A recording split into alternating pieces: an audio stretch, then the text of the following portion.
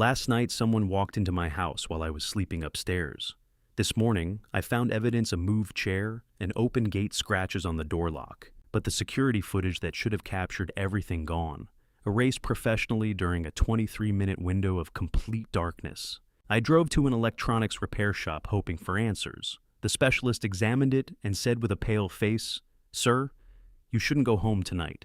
Yeah, but what he showed me on that screen made my blood run cold. Not because of what I saw, but because of what it meant about the people I trusted most. I made my decision: immediately find all the evidence, no matter where it led, and I would protect what was mine. Before we go any further, I just want to say thank you for being here. If this story pulled you in, take a second to like the video and subscribe so you don't miss what happens next. I'd also love to know, where in the world are you watching from tonight? Drop your city or country in the comments so we can see how far this story reaches. And one quick note: parts of this narrative have been thoughtfully dramatized for storytelling and educational purposes. Any similarity to actual people or places is entirely coincidental. What matters most is the lesson behind it, and I hope it stays with you. I jolted awake to something that shouldn't have been there. The clock read 2:03 a.m. Consciousness hit me all at once, sharp and immediate, the way your instincts scream danger before logic has a chance to explain why. A grinding noise. Could have been metal scraping wood. Maybe something being dragged over stone. The sound drifted in from outside, somewhere near the back of the property. I remained motionless in the dark, straining to hear. This bedroom, Catherine's and mine for so many years, seemed cavernous now, in its emptiness. These walls still wore the paint we'd chosen together 2 decades back. That same window where she'd greet each morning, cup of coffee in hand, watching the birds flutter by. 2 years had passed since I'd lost her. 2 years, 3 months, 11 days. Though who was keeping track? The noise returned, nearer this time. No question it was coming from my backyard. My pulse thundered in my ears. 67 years on this earth, 4 decades tracking down insurance scams, and I'd developed a sixth sense for trouble. Right now, that sense was blaring like a fire alarm. My hand fumbled for the phone on my nightstand, fingers trembling just enough to notice. The screen's blue glare stung my eyes in the pitch black. Divi, nulla cetri preexpus diena. The house held its breath, just Catherine's antique clock ticking the refrigerator, humming its mechanical song downstairs. Then it came again. This time, crystal clear footfalls. Measured, purposeful. Someone crossing my patio stones. Someone had invaded my backyard. I kicked the blankets aside and rose to my feet, bare soles meeting the chill of hardwood. My gut told me to charge downstairs and face whoever was out there. But 4 decades of investigative work had hammered in a different lesson: never rush in without knowing what you're walking into. I crept to the window and eased back the curtain's edge. My backyard unfolded in darkness, the patio Catherine and I had constructed with our own hands. The fence we'd erected when Liam was navigating high school. That old oak where we'd suspended a tire swing 3 decades past. Everything appeared undisturbed. The motion sensors stayed dark. The shadows revealed nothing. But I trusted what my ears had told me. Half a year back, Russell Parker from next door had practically begged me to get security cameras installed. "Can't afford to take chances anymore, Frank," he'd mentioned during morning coffee. "Living by yourself and all. They've had burglaries just 3 blocks over." I'd pushed back initially. Getting cameras felt like surrendering to weakness. Like broadcasting, I couldn't manage on my own. But Russell wouldn't let it go, and eventually Diane, his wife, who also happened to be my attorney, had weighed in on his side. "Stop being stubborn, Marshall," she'd insisted. "Do it for your own peace of mind." So I'd brought in professionals. 2 units, one watching the front entrance, another monitoring the backyard. The technician had walked me through the phone app, demonstrated how to review past recordings. I'd practically forgotten about them after that. Until tonight. My fingers shook as I launched the security application. The loading felt agonizingly slow. Eventually, the live view materialized, displaying my backyard through the greenish haze of night vision. The patio, the fence line, those lawn chairs I kept telling myself to store away before winter arrived. Everything sat frozen, vacant. But something had changed. One of those chairs had definitely moved. I was dead certain. Just yesterday afternoon, I'd lined them up properly. Catherine had always obsessed over keeping things orderly, and I'd honored that standard. But now, one chair had wandered several feet from its companions, turned at an odd angle facing the house. And that side gate, the passage between front and backyards, hung ajar. Not wide, maybe half a foot. I religiously kept that gate shut, always secured it. Pressure built in my chest. Someone had trespassed in my yard, might still be lurking there. I needed to examine the recorded footage, see what had transpired, see who'd been prowling around while I slept. I perched on the bed's edge phone, clutched in both palms, and found my way to the playback feature. The app dragged every buffering second, stretching into infinity. My investigator's training surfaced automatically catalog everything, collect proof, maintain composure. But composure was slipping through my fingers. The footage finally loaded. I rewound to 2:00 a.m., watched my vacant backyard rendered in infrared. Nothing stirred except tree branches dancing in the night wind. 2:05 a.m. Still empty. 2:10 a.m. The gate remained closed in frame. Everything ordinary.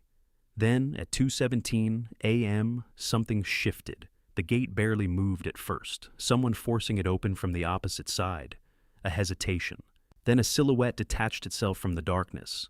Tall figure, moving with confidence, none of the clumsy wavering of someone disoriented or intoxicated. This person knew their destination. I pressed closer to the screen, squinting through my bedroom's blackness. The figure traversed my patio in several quick steps, making a beeline for my back door. Dark clothes hood, concealing their head. Through the camera's night vision, their face became nothing more than a ghostly smudge. They halted at my back door, extended a hand. Testing the handle, verifying if it was secured. My breathing accelerated. I'd locked that door. I always locked it before turning in. Catherine had drilled that ritual into me years ago. Secure the doors, inspect the windows, protect the family.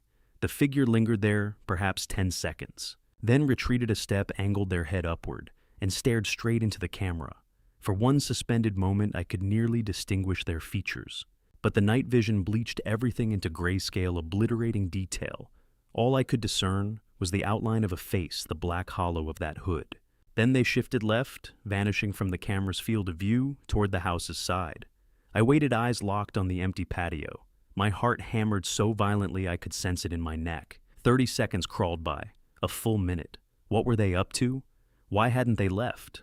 At 2:45 a.m. the screen died. Not snow, not the fuzzy interference of lost signal, just void. Absolute blackness. I stared at my phone, fear mingling with bewilderment. Had the camera failed? Had we lost power? But the timestamp in the corner kept advancing. 2:45:01, 2:45:02, 2:45:03. The camera was still functioning, but it wasn't capturing anything. I pulled up the system diagnostics. Everything registered as operational. No warnings, no malfunctions. The camera was performing normally, except there was no picture. For the following 23 minutes, my security camera documented nothing except a black void. Then, at 3:08 a.m., the image returned. The patio materialized again in night vision, deserted now. That lawn chair still displaced, the gate still gaping open. Everything looked identical to before, except the camera's perspective had changed. Angled slightly higher, now capturing more sky than ground. Someone had tampered with the camera. My hands had turned to ice. This wasn't some random trespasser. This wasn't some drunk wandering through the wrong property. This was someone who knew about my cameras. Someone who understood how to neutralize them. Someone who'd orchestrated this. I stood and descended the stairs, inspected the back door still secured, the windows all fastened. Everything appeared normal, but when I studied the back door under the kitchen's fluorescent glare, I spotted them. Tiny scratches circling the keyhole. Fresh marks, the brass gleaming, where something had stripped away the aged patina. Someone had attacked the lock, worked on it deliberately.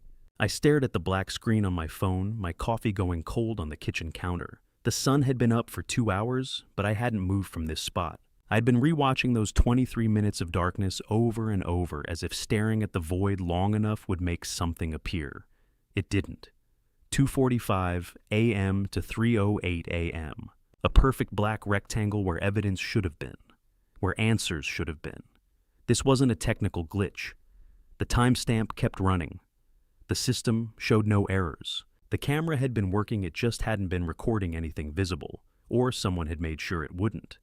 I thought about those scratches on my back door lock, the moved lawn chair, the adjusted camera angle. Each detail alone could be explained away. Together, they formed a pattern I'd spent 40 years learning to recognize. Someone had done this deliberately, professionally, and they'd known exactly what they were doing. I picked up my phone and scrolled through my contacts, stopping at Russell Parker's name. Russell had been the one to recommend the security company. He'd know what to do. But then I hesitated. Russell was 72, recovering from hip surgery. The last thing he needed was me dragging him into whatever this was at 7 in the morning. No, I needed someone else. Someone who understood technology. Someone who could tell me if this footage could be recovered or if it was gone forever. Jake Martinez. The name came to me suddenly. Jake ran a tech repair shop downtown, Martinez Tech Repair. We'd served on the neighborhood watch together a few years back before Catherine got sick. He was the guy everyone called when their computer died or their phone got hacked. If anyone could make sense of deleted security footage, it was Jake. I found his number and dialed before I could second-guess myself. 3 rings, then, Martinez Tech Repair. This is Jake. Jake, it's Marshall Blackwell. We were on the neighborhood watch together. Mr. Blackwell, of course. How are you? His voice was warm, genuine. Haven't seen you at the meetings lately. I've been busy. The lie felt hollow. Truth was, I'd stopped going after Catherine died. Couldn't face the sympathetic looks, the careful questions about how I was holding up. Listen, I need your help with something. Security camera footage that's been tampered with. A pause. Tampered with how? Deleted or blocked? I'm not sure. Can you take a look? Bring the system in. I'll see what I can do. 20 minutes later, I was in my car, the DVR unit, heavy on the passenger seat beside me. I'd disconnected it carefully, wrapping the cables the way the installer had shown me. The whole process felt surreal, like evidence collection in one of my old insurance cases, except this time, I was the victim. The drive through Charlotte was quiet. Morning traffic hadn't started yet. I passed the coffee shop where Catherine and I used to meet Liam for Sunday breakfast. Past the park where we'd celebrated Liam's college graduation. Every street held a memory, and today each one felt like a weight pressing down on my chest. By the time I pulled into the parking lot of Martinez Tech Repair, my hands were shaking. Jake was waiting inside the shop empty except for rows of computers and circuit boards lining the walls. He took the DVR from me without a word, his expression professional but curious. "What am I looking for?" he asked, setting it on his workbench. "Last night, between 2:45 and 3:08 a.m., the footage goes black." He plugged in the unit and pulled up the interface on his computer. His fingers flew across the keyboard, navigating through menus I didn't understand. I watched him work my stomach tight with anxiety. After 10 minutes, he sat back. "Mr. Blackwell, this wasn't an accident." My throat went dry. "What do you mean? Someone accessed your system remotely. See this?" He pointed at lines of code scrolling across his screen. "These are access logs. Someone logged in at 2:44 a.m. using administrator credentials. They didn't just delete the footage, they overwrote it. Professionally? Like they knew exactly what they were doing. The room felt suddenly colder. "Can you recover it?" Jake's expression was grim. "Maybe. They were good, but people always make mistakes. Leave traces. Digital fingerprints." He started typing again, opening windows I couldn't follow. "This is going to take a few hours, maybe more. Why don't you come back around 4? Can you tell me anything else? Anything about who did this?" He shook his head. "Not yet, but Mr. Blackwell?" He looked up at me, something unreadable in his eyes. "Whoever did this had access to your system. Either they hacked it remotely, which is hard, with modern encryption, or what? Or they had your login credentials, your passwords, your access codes." The implication hung in the air between us. Someone close to me. Someone who'd been in my house, who knew my systems, who had the technical knowledge to do this. "I'll call you when I find something," Jake said quietly. I left the shop and sat in my car for a long moment, hands gripping the steering wheel.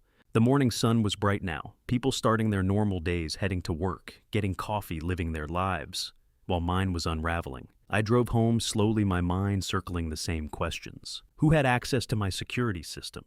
Who knew my passwords? Who would want to break into my house and then carefully erase the evidence? The answers that came to me, the ones I kept pushing, away, were too terrible to consider.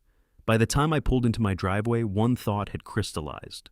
This wasn't random. This wasn't some stranger picking houses at random. This was personal. And they weren't finished. I walked into my house, the one I'd shared with Catherine for 23 years, the one where we'd raised Liam, the one I'd always felt safe in, and locked the door behind me. For the first time in decades, I didn't feel safe anymore. My phone buzzed in my pocket, a text from Liam. "Hey Dad, just checking in. Everything okay?" I stared at the message, my thumb hovering over the keyboard. Everything okay? No, nothing was okay, but I couldn't tell him that. Not yet. Not until I knew what I was dealing with. I typed back, "Fine, talk later." Then I sat at my kitchen table and waited for Jake to call. Because whoever had been in my backyard last night, whoever had erased those 23 minutes, had made one mistake. They'd assumed the deletion was permanent. Jake called at 3:47 p.m. I'd spent the hours in between trying to act normal making lunch. I couldn't eat, attempting to read the newspaper, staring at the back door, and those scratches around the lock. But my mind kept circling back to one question. Who had access to my security system? Who knew my house well enough to navigate it in the dark? Who would do this? Mr. Blackwell, I've got something. You need to come see this. 20 minutes later, I was back at Martinez Tech Repair. Jake's expression was serious as he gestured me behind the counter. "I recovered most of it," he said. "Took some work, they'd overwritten the files, but data leaves traces. Always does." He pulled up a video file on his monitor. "You're not going to like this." My heart hammered as he hit play. The screen showed my backyard in night vision, the timestamp reading 2:17:04 a.m.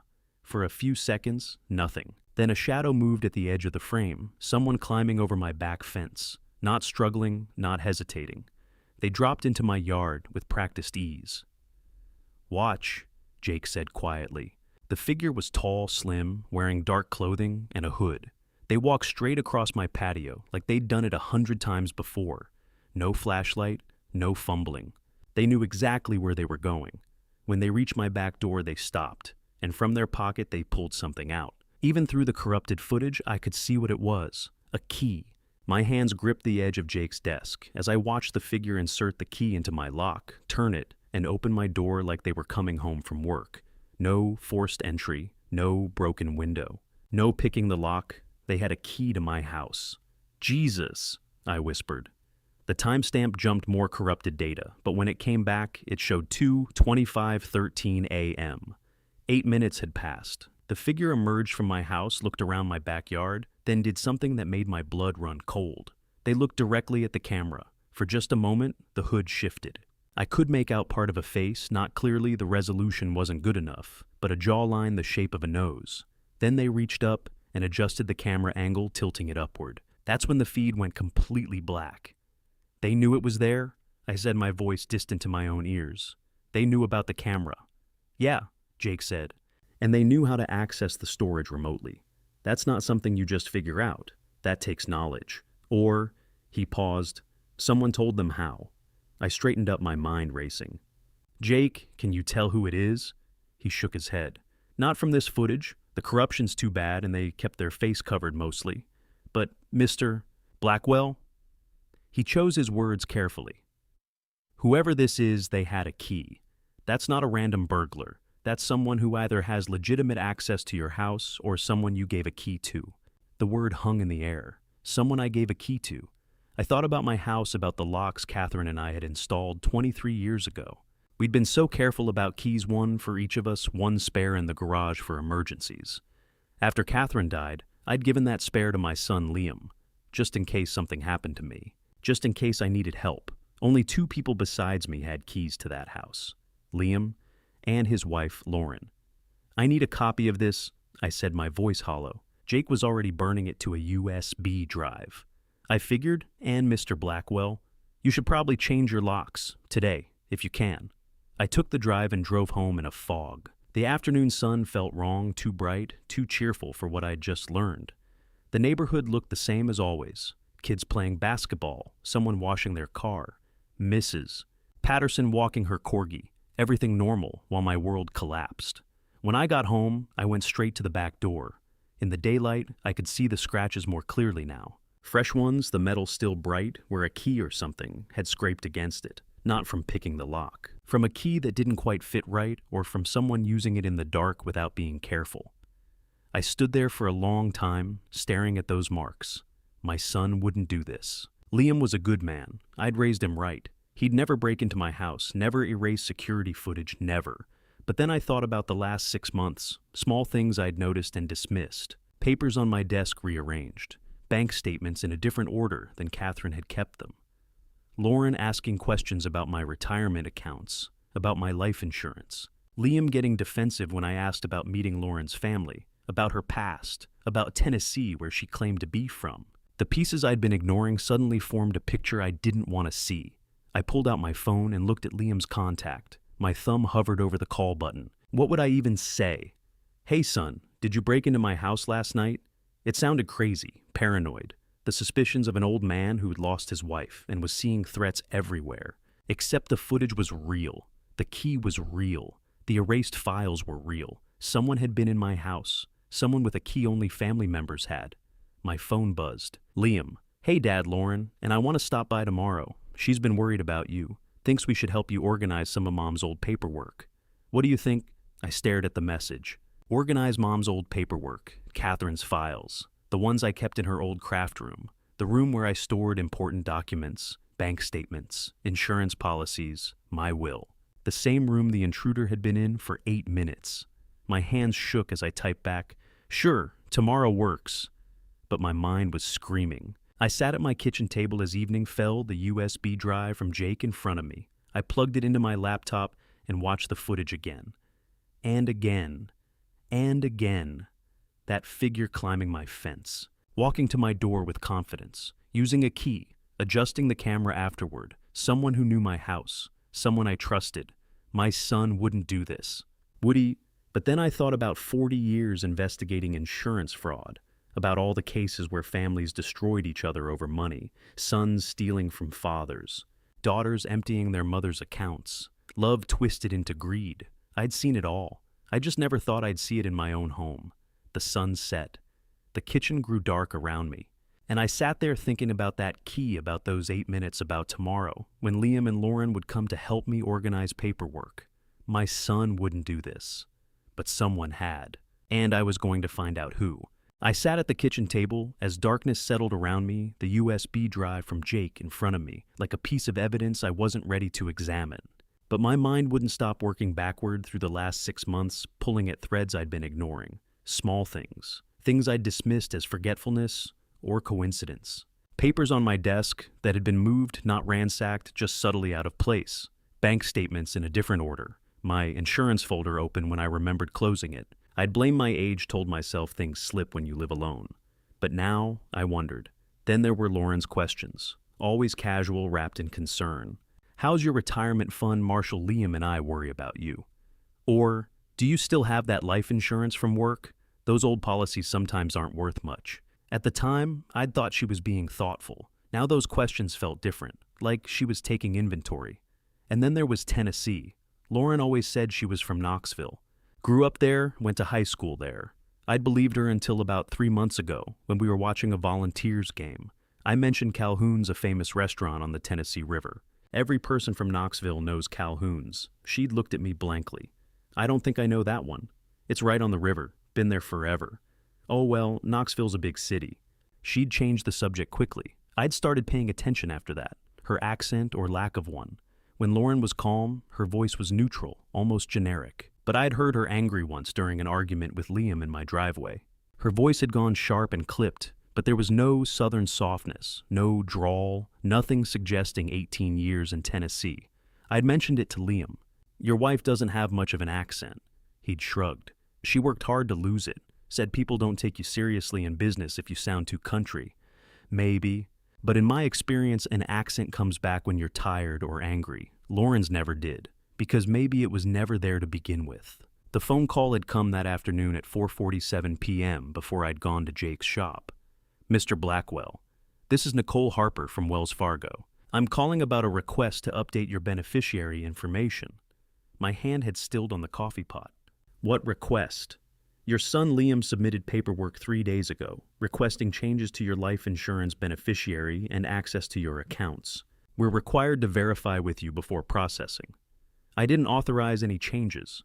Silence. "Mr. Blackwell, are you aware your son has power of attorney for your accounts?" The power of attorney. I'd signed it 2 years ago after Catherine died. I'd had a health scare, and my lawyer recommended it. Just in case something happens and you can't make decisions, Liam can handle things. It was for medical emergencies, hospital decisions, not this. That was for medical purposes? I said, my voice tight. Not financial? Sir, the document we have grants broad authority. It allows your son to make financial decisions on your behalf, including beneficiary changes and account management. My hands had gone cold. Stop any changes right now. Nothing gets changed without me physically present. Do you understand? Of course, I'll flag your account immediately. And, sir, you might want to come in tomorrow. There are other attempted transactions we should discuss. I'd ended the call and stood there in my kitchen trying to understand. Liam had tried to change my life insurance beneficiary. Liam had tried to access my accounts. Liam, who I'd trusted enough to give legal authority. Liam, who might have given someone that key. Now, hours later, with Jake's USB drive in front of me, all those small things assembled into a picture I didn't want to see. The moved papers someone had been looking through my files. The questions someone had been assessing what I had. The bank attempt someone was making their move. And whoever used that key at 2:17 this morning had known exactly where my camera was. This wasn't random. This was planned. This was family. I looked at the clock, nearly 8 p.m. The bank had closed hours ago, but tomorrow morning I'd be there when the doors opened. I'd find out exactly what other attempted transactions Nicole Harper wanted to discuss. I'd learn how long this had been going on. 40 years as an insurance adjuster had taught me one thing: when the evidence doesn't line up, someone's usually hiding something. I'd spent my career investigating fraud, false claims, staged accidents, elaborate schemes. I'd seen families destroy each other over money. I just never thought I'd be investigating my own son. The question that had been circling my mind all evening finally crystallized into something clear and cold. If Liam was willing to do this, how far would he go? I thought about that figure in the darkness moving through my backyard with purpose, about the key turning in my lock, about someone standing in my house for 8 minutes doing God knows what. And I thought about tomorrow. Tomorrow I'd get answers. Tomorrow I'd see the evidence in black and white. Tomorrow I'd know the truth about what my son and the woman he married had been planning. But tonight I sat in the darkness with one thought that wouldn't let me go. If I couldn't trust my own family, who could? I stood up, my joints protesting, and walked to the back door one more time, checked the lock, looked out at the backyard where someone had climbed my fence just last night. The patio stones gleamed in the moonlight, peaceful and still. Everything looked normal, safe, but I knew better now. Tomorrow morning, I'd be at that bank when the doors opened. And then I'd find out just how wrong I'd been about the people I thought I knew. I was waiting in the Wells Fargo parking lot at 8:45 the next morning, watching the employees arrive and unlock the doors. The moment the lights came on, I was out of my truck and walking toward the entrance. The young woman at the front desk looked up with her practiced smile. "Good morning, sir. How can we help you today?" "I need to see Nicole Harper, now." Something in my voice must have registered because her smile faltered. "Do you have an appointment? Tell her Marshall Blackwell is here. She'll want to see me." 5 minutes later, I was sitting across from Nicole Harper in a small office off the main floor. She was younger than I'd expected from her voice on the phone, maybe mid-30s with sharp eyes, and the kind of professional demeanor that comes from years of dealing with people's money problems. "Mr. Blackwell," she extended her hand. "I'm glad you came in." I didn't waste time with pleasantries. "Show me everything." She pulled up my accounts on her computer, angling the screen so I could see. 3 weeks ago, your son came in with power of attorney documentation. Everything appeared legitimate. It had your signature. It was notarized. It gave him authority to manage your accounts. What did he try to do? Nicole clicked through several screens. If first he attempted to change the beneficiary on your life insurance policy from estate to his wife Lauren Blackwell, that change would have meant that upon your death, the $500,000 policy would go directly to her, bypassing probate entirely. $500,000. I'd set that up after Catherine died, meant it to cover funeral expenses and leave something for Liam. Now, my own son was trying to redirect it to his wife. What else? He requested access to your checking and savings accounts, said you were having memory issues and he needed to help manage your finances. He wanted to add himself and his wife as joint account holders. My hands tightened on the armrests. Joint account holders meant they could drain everything without my knowledge or permission. Did he succeed? No. Our policy requires verification calls for any major changes when power of attorney is involved, especially for clients over 65. That's why I called you yesterday. But Mr. Blackwell, she hesitated. He was very convincing. If we hadn't had that extra protocol in place, these changes would have gone through. I want everything blocked, right now. Already done as of yesterday. I've placed a hard freeze on your accounts. No changes can be made without you physically present with valid ID. She pulled out a form. But I need you to sign this official revocation.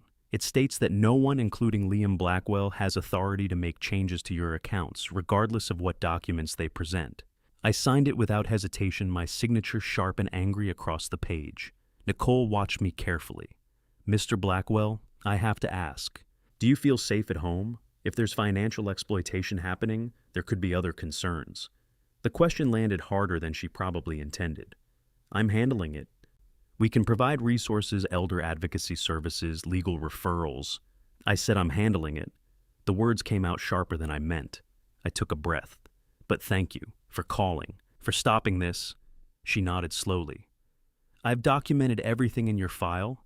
If you need these records for legal purposes, we can provide certified copies. She paused. I've been doing this job for 10 years. I've seen a lot of financial abuse cases. Most of them are family members. And most of them start exactly like this: small requests, legitimate-looking documents someone the victim trusts. I'm not a victim, I said quietly. No, she agreed. You're not. Because you came in. You ask questions. A lot of people don't. She stood, extending her hand again. Be careful, Mr. Blackwell. People who are willing to forge documents and manipulate bank accounts, they don't usually stop there.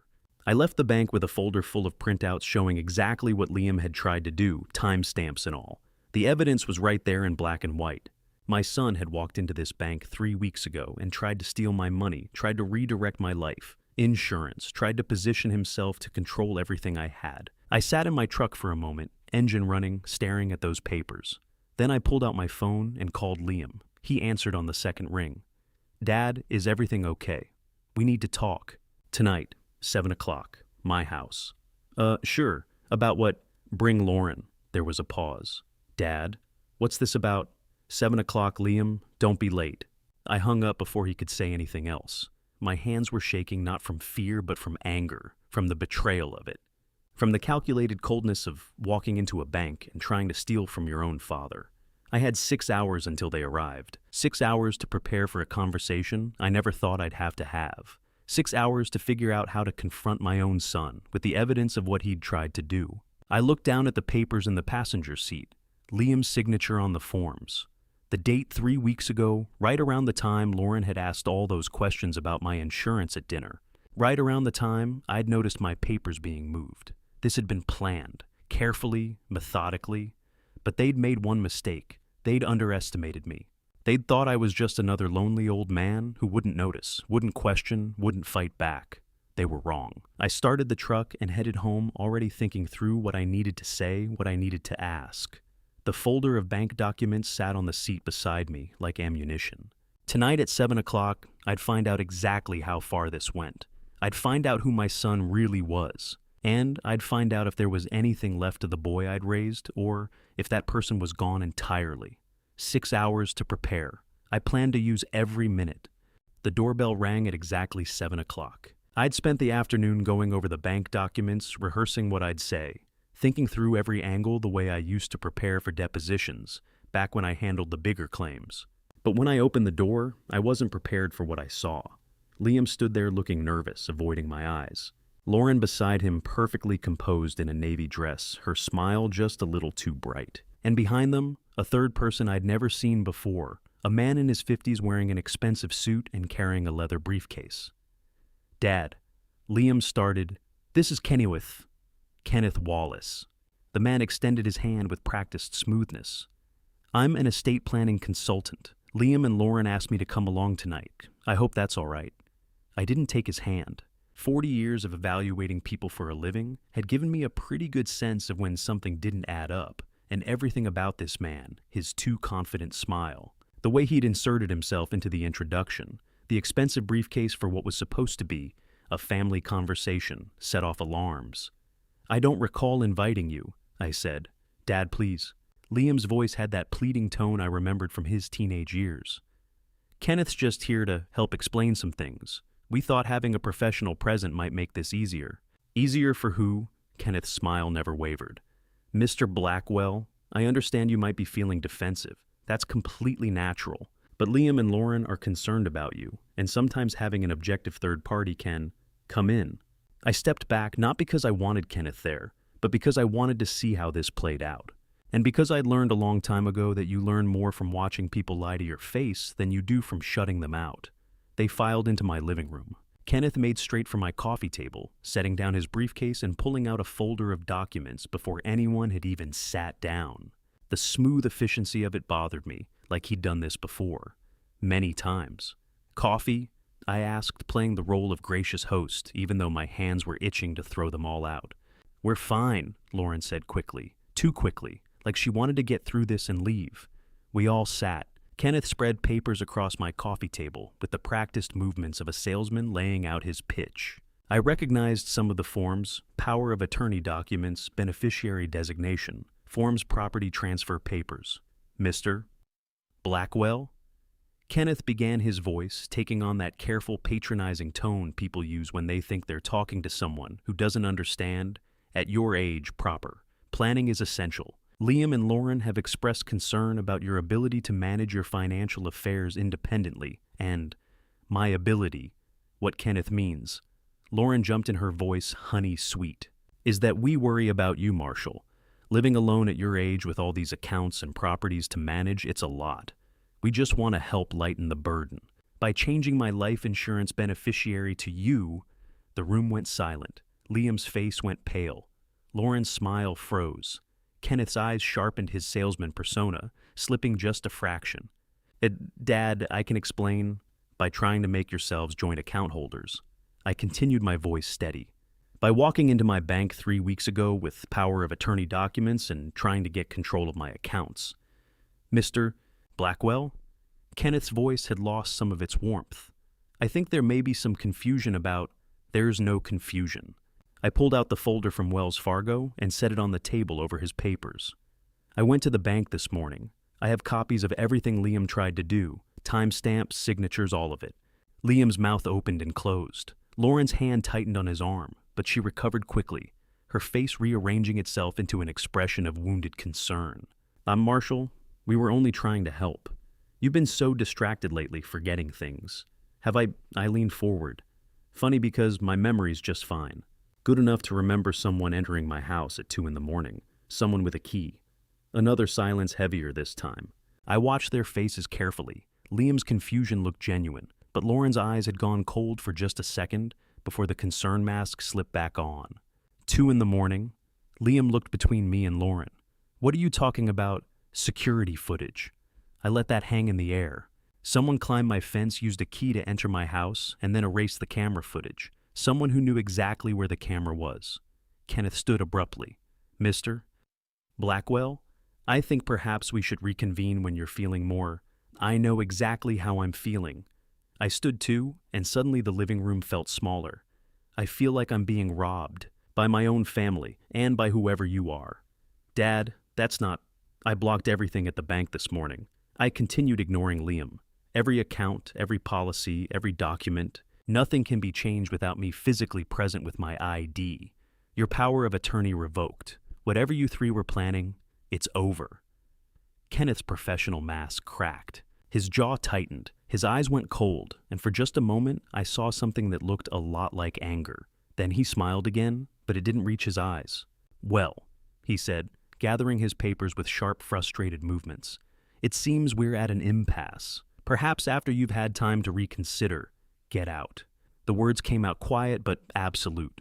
Kenneth stopped mid-movement. Lauren stood, pulling Liam up with her. Marshall, you're making a mistake. Out, all of you, now.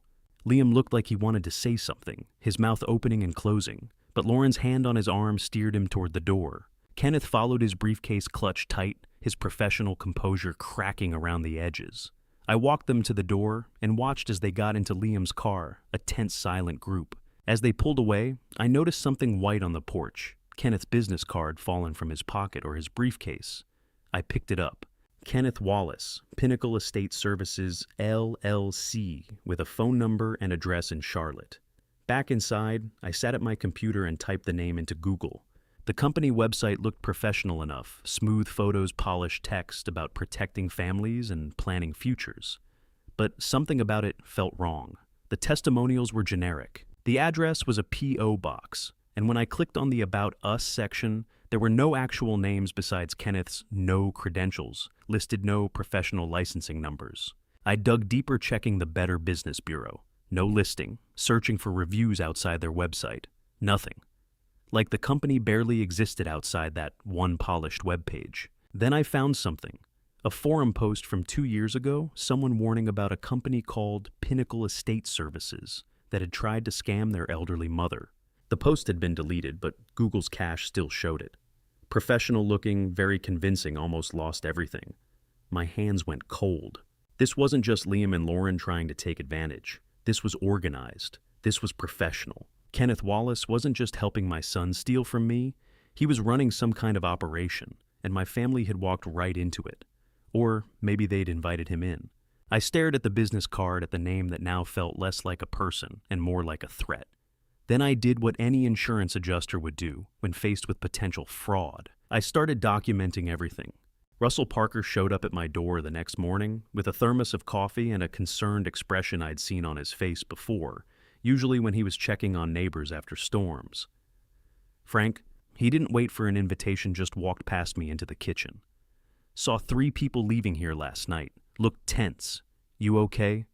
I'd known Russell for 15 years. He was the kind of neighbor who noticed things, who you were when your routine changed if something felt off. Right now, I was grateful for that. I'm not okay, I said, but I'm handling it.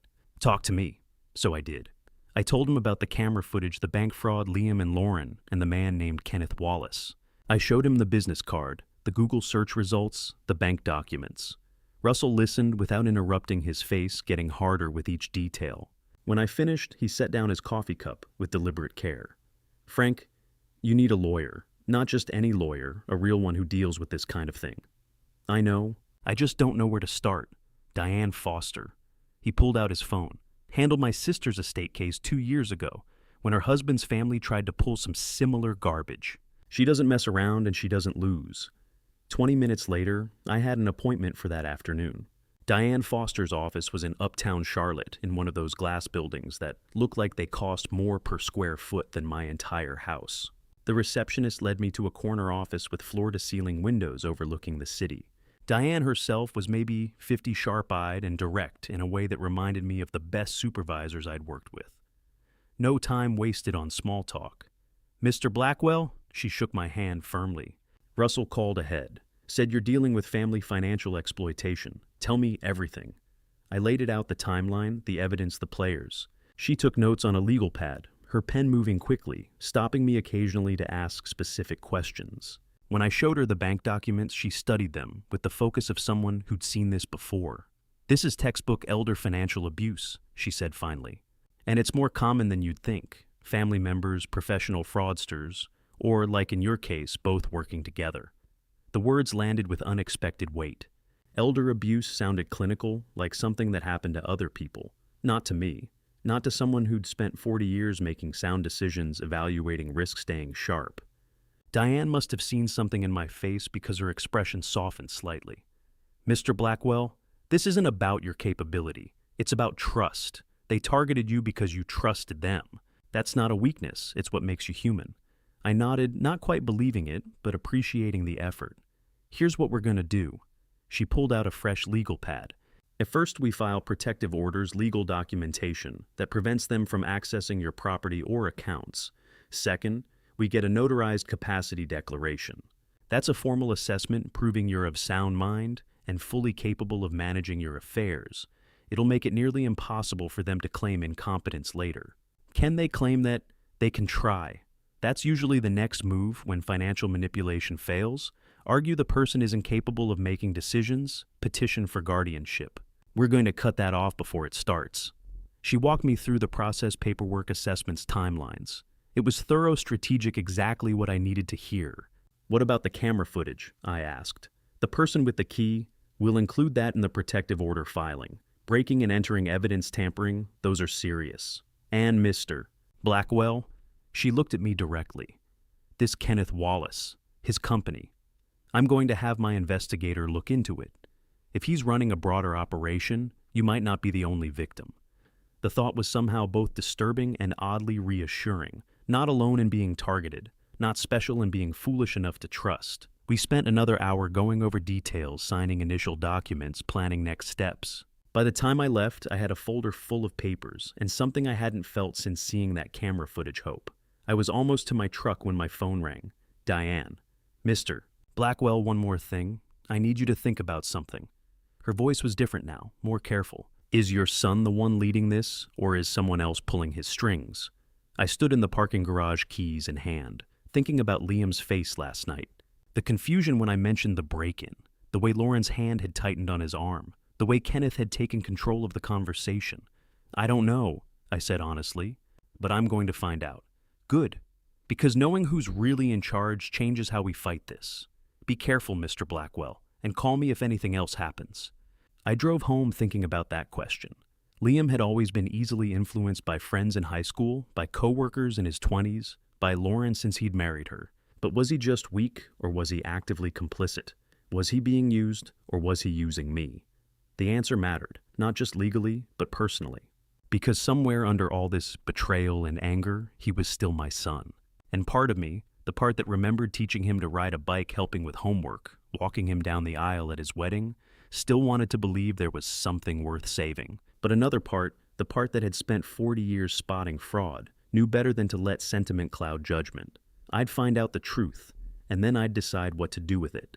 I pulled into my driveway just after 4 that afternoon, my mind still processing everything Diane had said about protective orders and capacity declarations. But before I could even turn off the engine, Russell was crossing the street, waving with an urgency that made my stomach drop. Frank, he was at my window before I got the door open. Black Lexus, been parked down the street for 2 hours, tinted windows, just sitting there. I followed his gesture.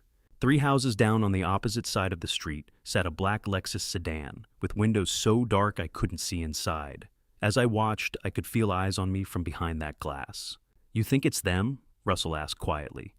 Only one way to find out. I started toward the car, but Russell caught my arm. Don't. Not directly. He pulled out his phone. Jordan's inside. Kid's good with this kind of thing. Jordan Parker appeared a minute later with Russell's dog, a golden retriever, that immediately pulled toward the Lexus like he'd been trained for exactly this moment. Jordan was maybe 25, wearing a college hoodie, and jeans, his phone already in his hand. We watched from my driveway as he let the dog lead him past the black car, pausing while the dog sniffed a mailbox. To anyone watching it, looked completely natural. Jordan's phone stayed low casual, but I saw the quick movements of someone taking photos. The Lexus didn't move, didn't start. Whoever was inside just sat there letting themselves be photographed. That bothered me more than anything, the confidence of it. Jordan circled back the dog, trotting happily beside him. Got it, he said, when he reached us already swiping through his phone. Plate's clear as day. Give me a sec. He had the DMV information pulled up in under a minute, some app I'd never heard of that his friend at the motor vehicle office had given him access to. Vehicle registered to... Jordan's expression changed as he read. Pinnacle Estate Services, LLC, Charlotte address. The world seemed to tilt slightly. Russell looked at me, understanding dawning on his face. That's Kenneth Wallace's company, I said. The man who showed up at my house last night. They're watching you, Russell said flatly. Frank, this isn't just family trying to get at your money. This is organized. He was right.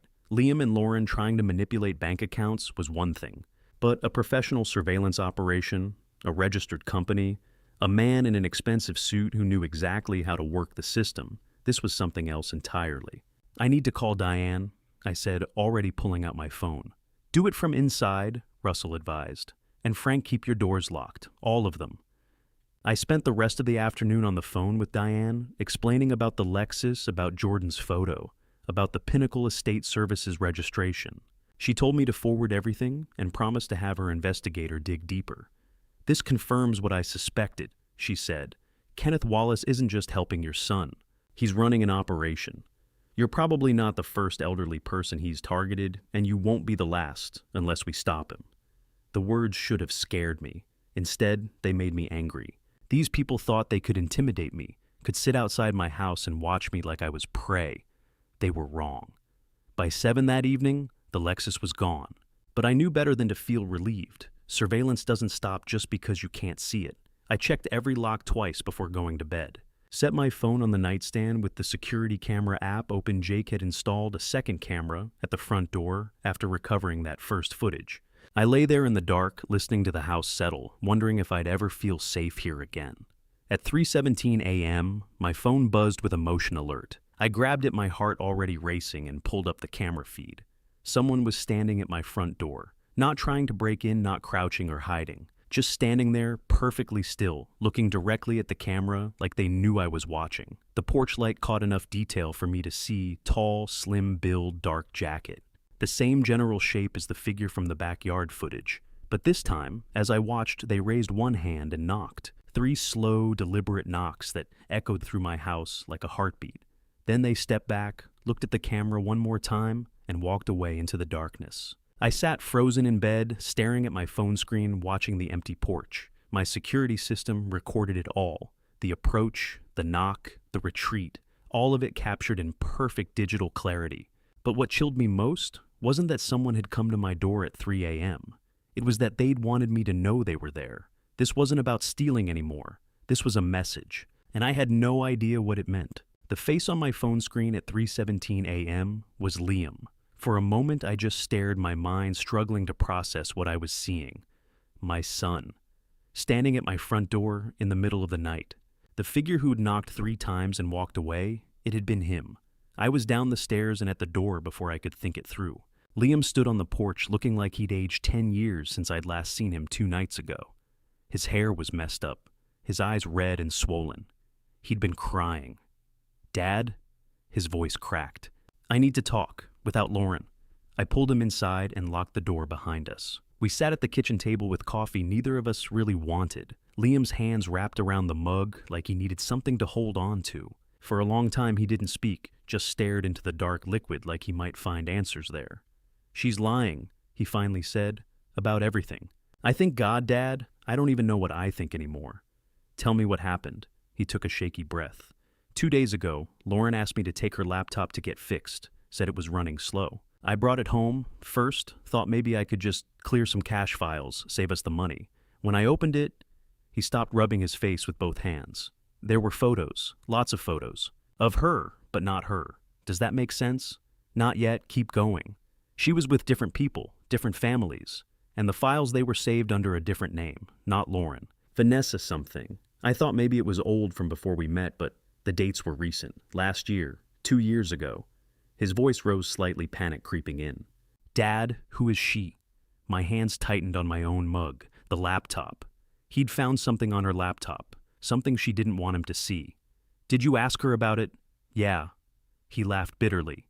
She got furious, said I was invading her privacy, that I was paranoid controlling, said if I really loved her, I wouldn't question her. He looked up at me, and I saw the confusion of a man whose entire reality was crumbling. And maybe she's right. Maybe I am paranoid. Maybe...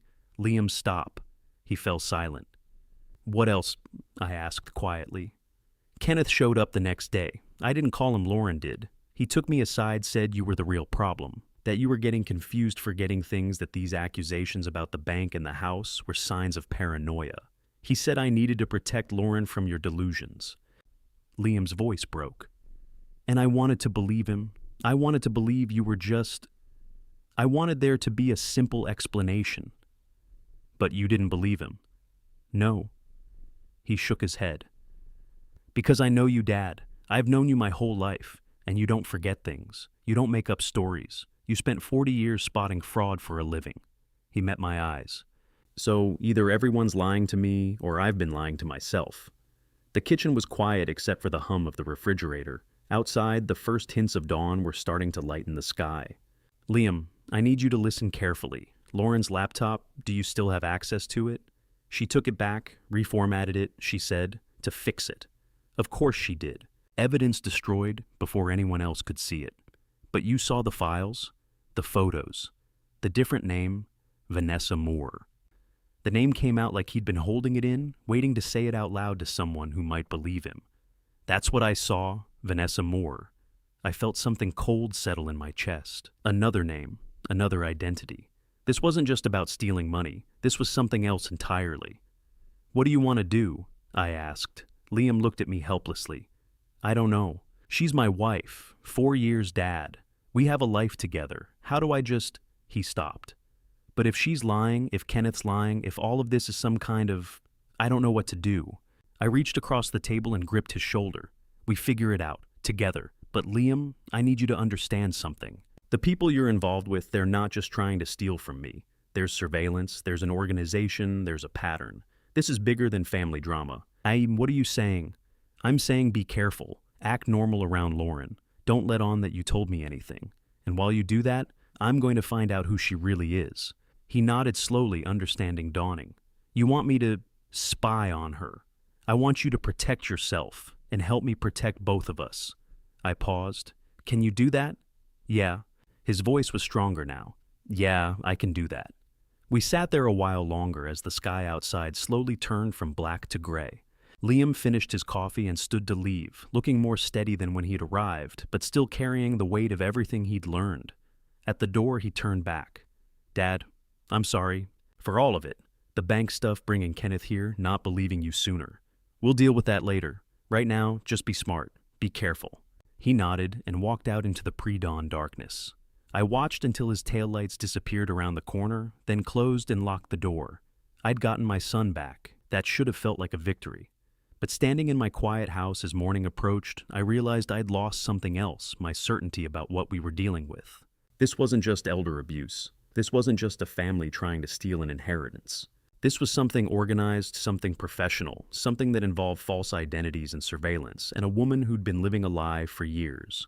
And somewhere in all of it, my son had been just as much a victim as I was.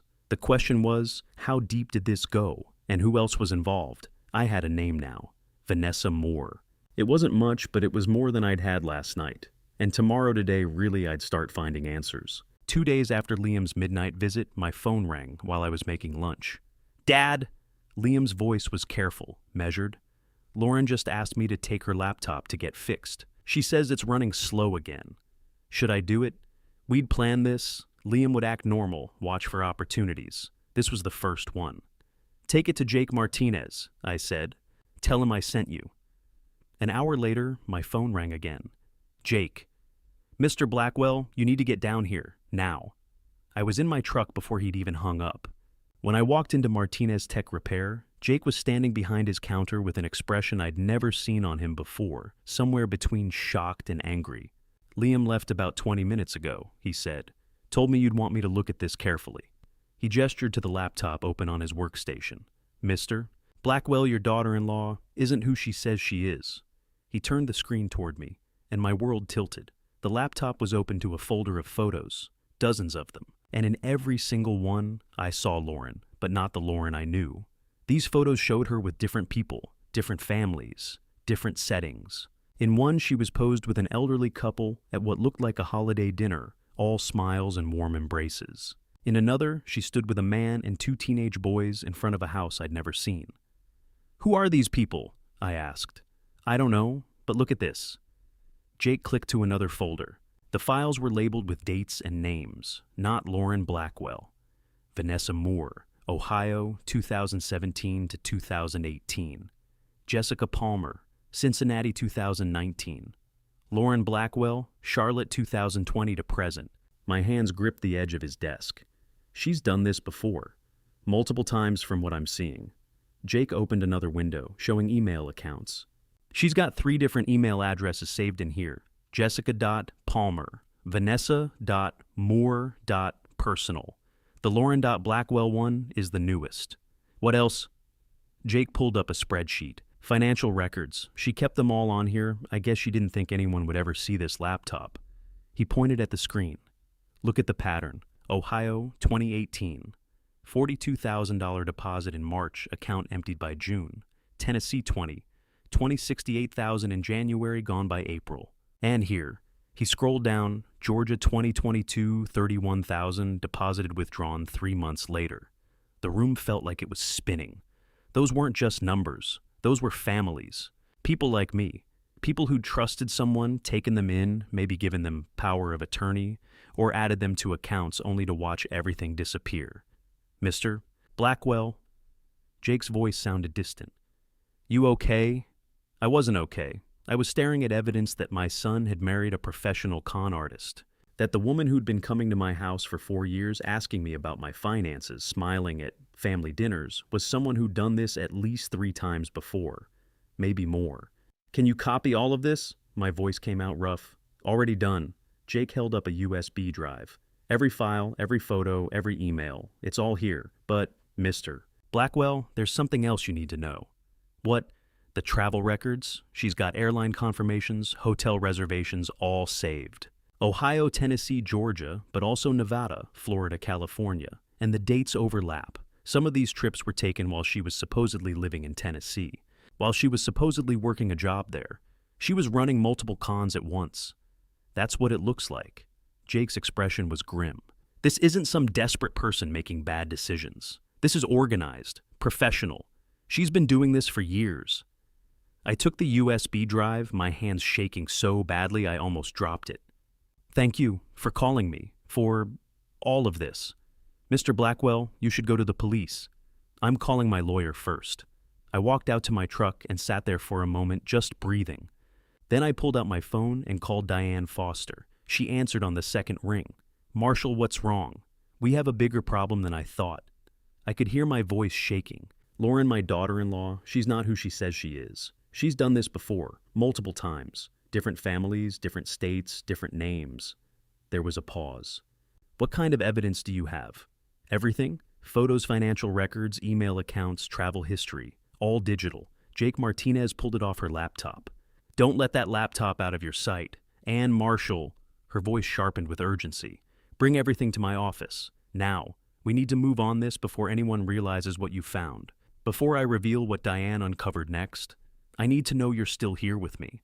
If you've followed Marshall this far, comment 217 below the time everything began, so I know you're paying attention. And a gentle note before we continue, the next part of this story includes dramatized elements woven in for narrative and educational impact.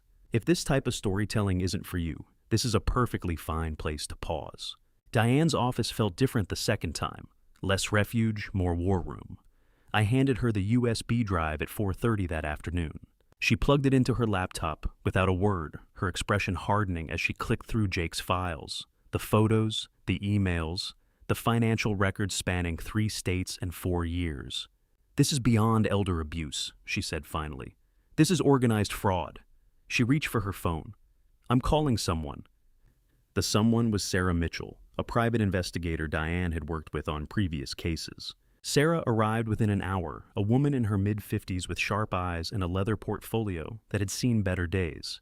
Show me everything, Sarah said. We spent 90 minutes walking through the evidence. Every photo, every email address, every deposit and withdrawal. Sarah took notes in a shorthand I couldn't read, occasionally asking questions that revealed decades of experience.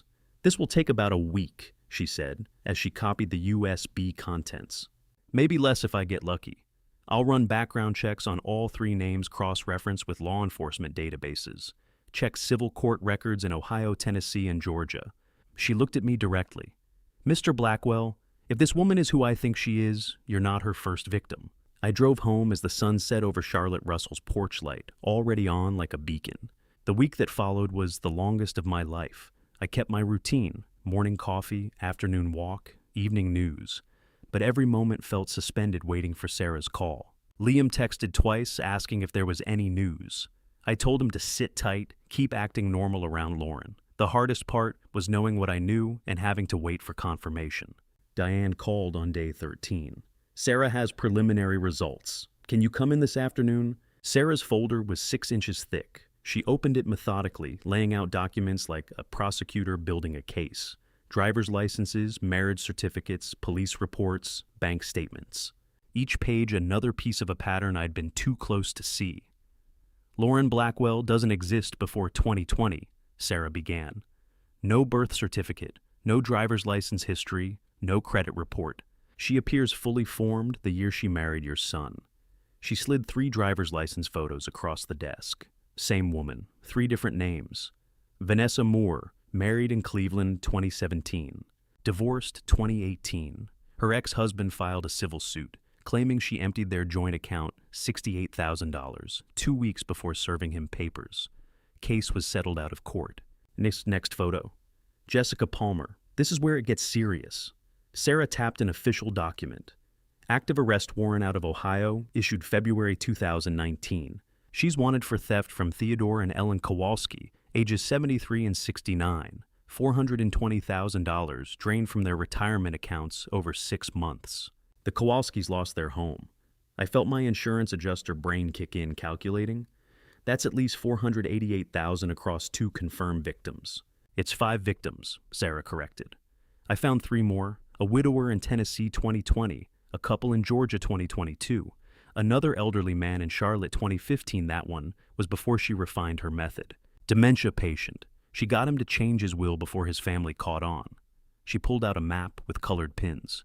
She moves every 18 to 24 months, changes her name, changes her story, always targets men over 65, recently widowed or divorced, always uses romance and trust as the entry point. And Kenneth Wallace, I asked. Sarah's expression darkened. Kenneth Wallace is Marcus Reeves, age 54, originally from Atlanta. He served 3 years in Georgia for real estate fraud. He's been investigated twice by the Georgia Attorney General's office for elder financial exploitation, both cases dropped due to lack of evidence.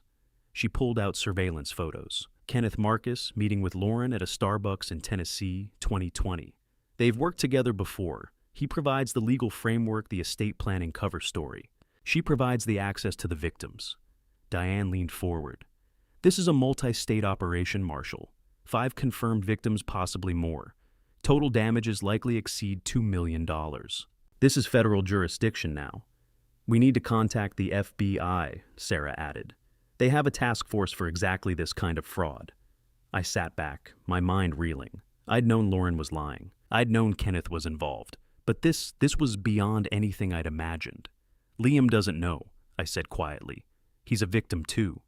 I know, Diane said, and that's going to work in his favor. But we need to move fast. If Lauren suspects we're investigating, she'll disappear. She's done it before.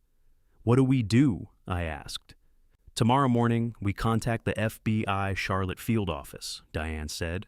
I have a contact there, Lisa Moreno, White Collar Crimes Division. With this evidence, they'll open an investigation immediately. She closed the folder. In the meantime, you do nothing, act normal, don't confront her, don't tell Liam yet. We can't risk spooking her before the FBI is involved. I nodded, but my hands were shaking. 40 years investigating insurance fraud had taught me to spot patterns, to trust evidence over emotion. But this wasn't a claim file. This was my son's life, my family. As I stood to leave, Sarah handed me a final document. One more thing, she said. Marcus Reeves. His real name is Kenneth Marcus Wallace. He's been using variations of his own name this whole time. Diane met my eyes. They're confident. They think they're untouchable. I drove home as darkness fell over Charlotte Russell's kitchen light, visible through the trees. I thought about the 5 victims before me, the families destroyed, the trust betrayed. Lauren or Vanessa or Jessica or whoever she really was had done this before. She would do it again, unless we stopped her. Diane's call came on day 17, 4 days after our meeting with Sarah Mitchell. The FBI wants to meet with you, she said carefully. Tomorrow afternoon. I'll go with you. I'd known this was coming, but hearing those words made my hands shake. The FBI. This was real. What time? I asked. 2 o'clock, their Charlotte field office. The FBI building on Microsoft Way looked ordinary, modern glass and steel like any tech company, but the security was different. Metal detectors, ID verification, visitor badges that tracked our every movement. Agent Lisa Moreno met us on the 3rd floor. Mid-40s gray suit, sharp eyes that had seen too many lies. She led us to a conference room where a digital evidence board covered one wall. Our USB files, blown up, organized, connected with red lines to photos I'd never seen. Mr. Blackwell, Miss Foster. Agent Moreno gestured to chairs. Thank you for coming. What you've uncovered is part of something we've been investigating for 18 months. 18 months. While I'd been mourning Catherine, they'd been building a case. Operation Golden Years, she continued, a criminal network targeting elderly Americans across the Southeast. We've identified 6 confirmed victims in 4 states. Total damages exceed $3.2 million. She clicked a remote. The screen shifted to surveillance photos, Lauren, but not Lauren, with different men. Different cities, different years. The woman your son married is part of a 5-member organized crime ring. She's operated under multiple identities since 2015. Vanessa Moore in Ohio, Jessica Palmer in Cincinnati, Lauren Blackwell here in Charlotte. Agent Moreno pulled up financial records. The pattern is consistent. She targets recently widowed or divorced men over 60 with assets exceeding $1 million. She establishes relationships through their adult children, usually sons. Marriage follows within 18 to 24 months. Another click. Kenneth Wallace appeared on screen. Her partner is Marcus Reeves, age 54. Criminal record includes fraud, forgery, conspiracy. He provides the legal infrastructure, estate planning powers of attorney trust modifications. While she gains emotional access, he handles the financial extraction. The screen showed a network diagram. 6 families, 6 names I didn't recognize. All lines connecting them all to the same 2 faces. Ohio 2017, Robert and Helen Wagner, $210,000 stolen. Agent Moreno's voice was clinical, but anger lurked underneath. Ohio 2019, Theodore Kowalski, $420,000. His wife died 3 months after he lost everything. My chest tightened. Tennessee 2020, Dennis Patterson, $380,000, Georgia 2022. The Hendersons, $570,000. Florida 2023, James Martinez, $650,000. Each number was a life destroyed, a family torn apart. The 6th victim was here in Charlotte 2024, Arthur Wilson, $490,000. He died of a heart attack 2 weeks after discovering the fraud. She paused. You're the 7th target, Mr. Blackwell, and you're the first one who caught them before they could finish. How? I asked. How did you connect all this? A detective in Tennessee noticed similarities across elderly fraud cases. He contacted us. We started pulling threads, database matching financial patterns, surveillance footage from banks. She gestured to our USB. But we've never had evidence like this. Security footage, digital files, a laptop with her real communications. You've given us more in 2 weeks than we've gathered in 18 months. What's her real name? I asked. Agent Moreno exchanged glances with another agent. We know her identity, but we can't share that information yet. It's part of our operational security. When the time comes, you'll know exactly what to say. She opened a small case on the table. Inside was a device the size of a quarter. We need you to wear a wire. Call them. Tell them you've changed your mind, that you're ready to sign whatever they want. Get them in your house, get them talking. They'll suspect something, I said. Possibly, but they're invested. 4 years with your son, $625,000 in home equity alone. Over $1 million in total assets. They're close to a big payoff. They'll take the risk. I looked at Diane. She nodded once. Your son, Agent Moreno added. We've verified his story completely. The laptop discovery, the timeline, everything. He's a victim too. No charges will be filed against him. Relief washed through me.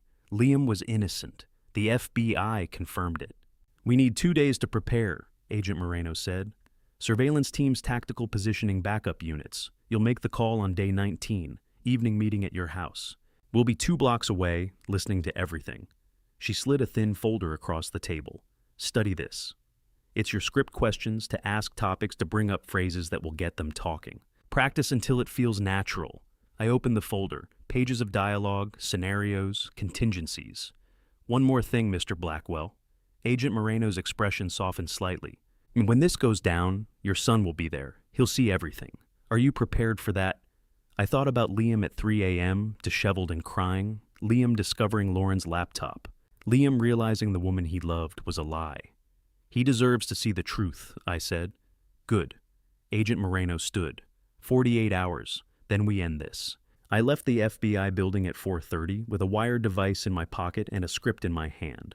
Diane walked me to my car. You don't have to do this, she said. Yes, I do. I looked at the folder. 6 families didn't get justice. 6 families lost everything while these people moved on to the next victim. I'm doing this for them. I drove home as the sun set over Charlotte. In 48 hours, I'd faced the woman who'd tried to destroy my family. The woman who'd manipulated my son for 4 years. I didn't know her real name yet, but I would, before I tell you what happened the night they walked back into my house. Comment standing. If you're still with Marshall, let me know you haven't looked away. And just a brief reminder, the next chapter contains creative storytelling choices crafted to heighten tension and highlight important lessons. If this isn't the kind of content you prefer, you're welcome to step away here. 2 days felt like 2 years. I practiced the script until the words felt natural, memorized the questions Agent Moreno had written, tested the wire device hidden under my shirt so small I could barely feel it, but knowing the FB I was listening made it weigh like lead. Day 19 arrived with clear skies and cold wind. At 3 in the afternoon, I made the call. Lauren answered on the second ring. Marshall. Her voice was cautious. I've been thinking, I said, following the script, about what you and Kenneth said, about planning for the future. I paused, let her hear the resignation in my voice. I'm ready to sign whatever documents you need. Silence, then, That's wonderful, Marshall. I'm so glad you've come around. Too eager, too quick. Agent Moreno had been right, they couldn't resist. Can you come by tonight? I asked. 7 o'clock. Bring the paperwork. Of course. Kenneth will want to be there too to make sure everything's proper. Fine. I kept my voice tired, defeated. Liam should come. This affects his future too. Ooh, we'll all be there, Lauren said. Her voice was warm now, confident. You're making the right choice, Marshall. I hung up and stared at my hands. They weren't shaking anymore. At 6:30, Agent Moreno's voice came through my earpiece, a tiny receiver they'd given me that morning. FBI surveillance van in position 2 blocks south. Tactical team staged at the neighbor's house. Russell Parker has been briefed and evacuated. We're ready when you are, Mr. Blackwell. I looked around my living room. The same room where Catherine and I had celebrated 30 anniversaries, where Liam had opened Christmas presents as a boy, where I'd confronted Kenneth Wallace 2 weeks ago. Tonight, it would become a crime scene. I'm ready, I said quietly. At 7 o'clock exactly, headlights swept across my front window. I watched through the curtains as Liam's car pulled into the driveway. 3 people got out. Liam looked nervous. Lauren looked confident. Kenneth Marcus looked like a man about to collect a paycheck. The doorbell rang. I opened it, playing the tired old man they expected to see. Come in. Liam hugged me, whispered, Are you sure about this, Dad? I'm sure, I said, and I was. They settled into the living room. Kenneth spread documents across the coffee table, power of attorney forms, trust amendments, beneficiary changes. Everything designed to transfer my assets into their control. This is straightforward, Kenneth said in his smooth estate planner voice. We're just protecting your interests, making sure Liam's taken care of if anything happens. Lauren sat close to Liam, her hand on his knee, playing the devoted daughter-in-law. I wondered how many times she'd sat like this with other families, other victims. Before I sign anything, I said slowly, I want to understand something, Lauren. She smiled. Of course, Marshall. What would you like to know? Tell me about your family, your real family, back in Tennessee. Her smile didn't waver.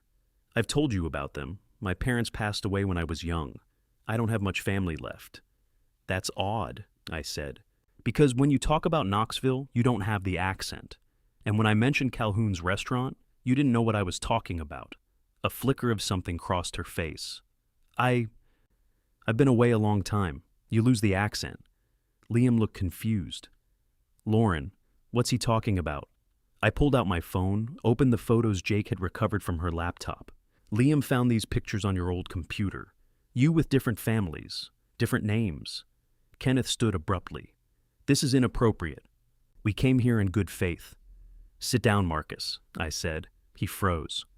What did you call me? Marcus Reeves. That's your real name, isn't it? Not Kenneth Wallace.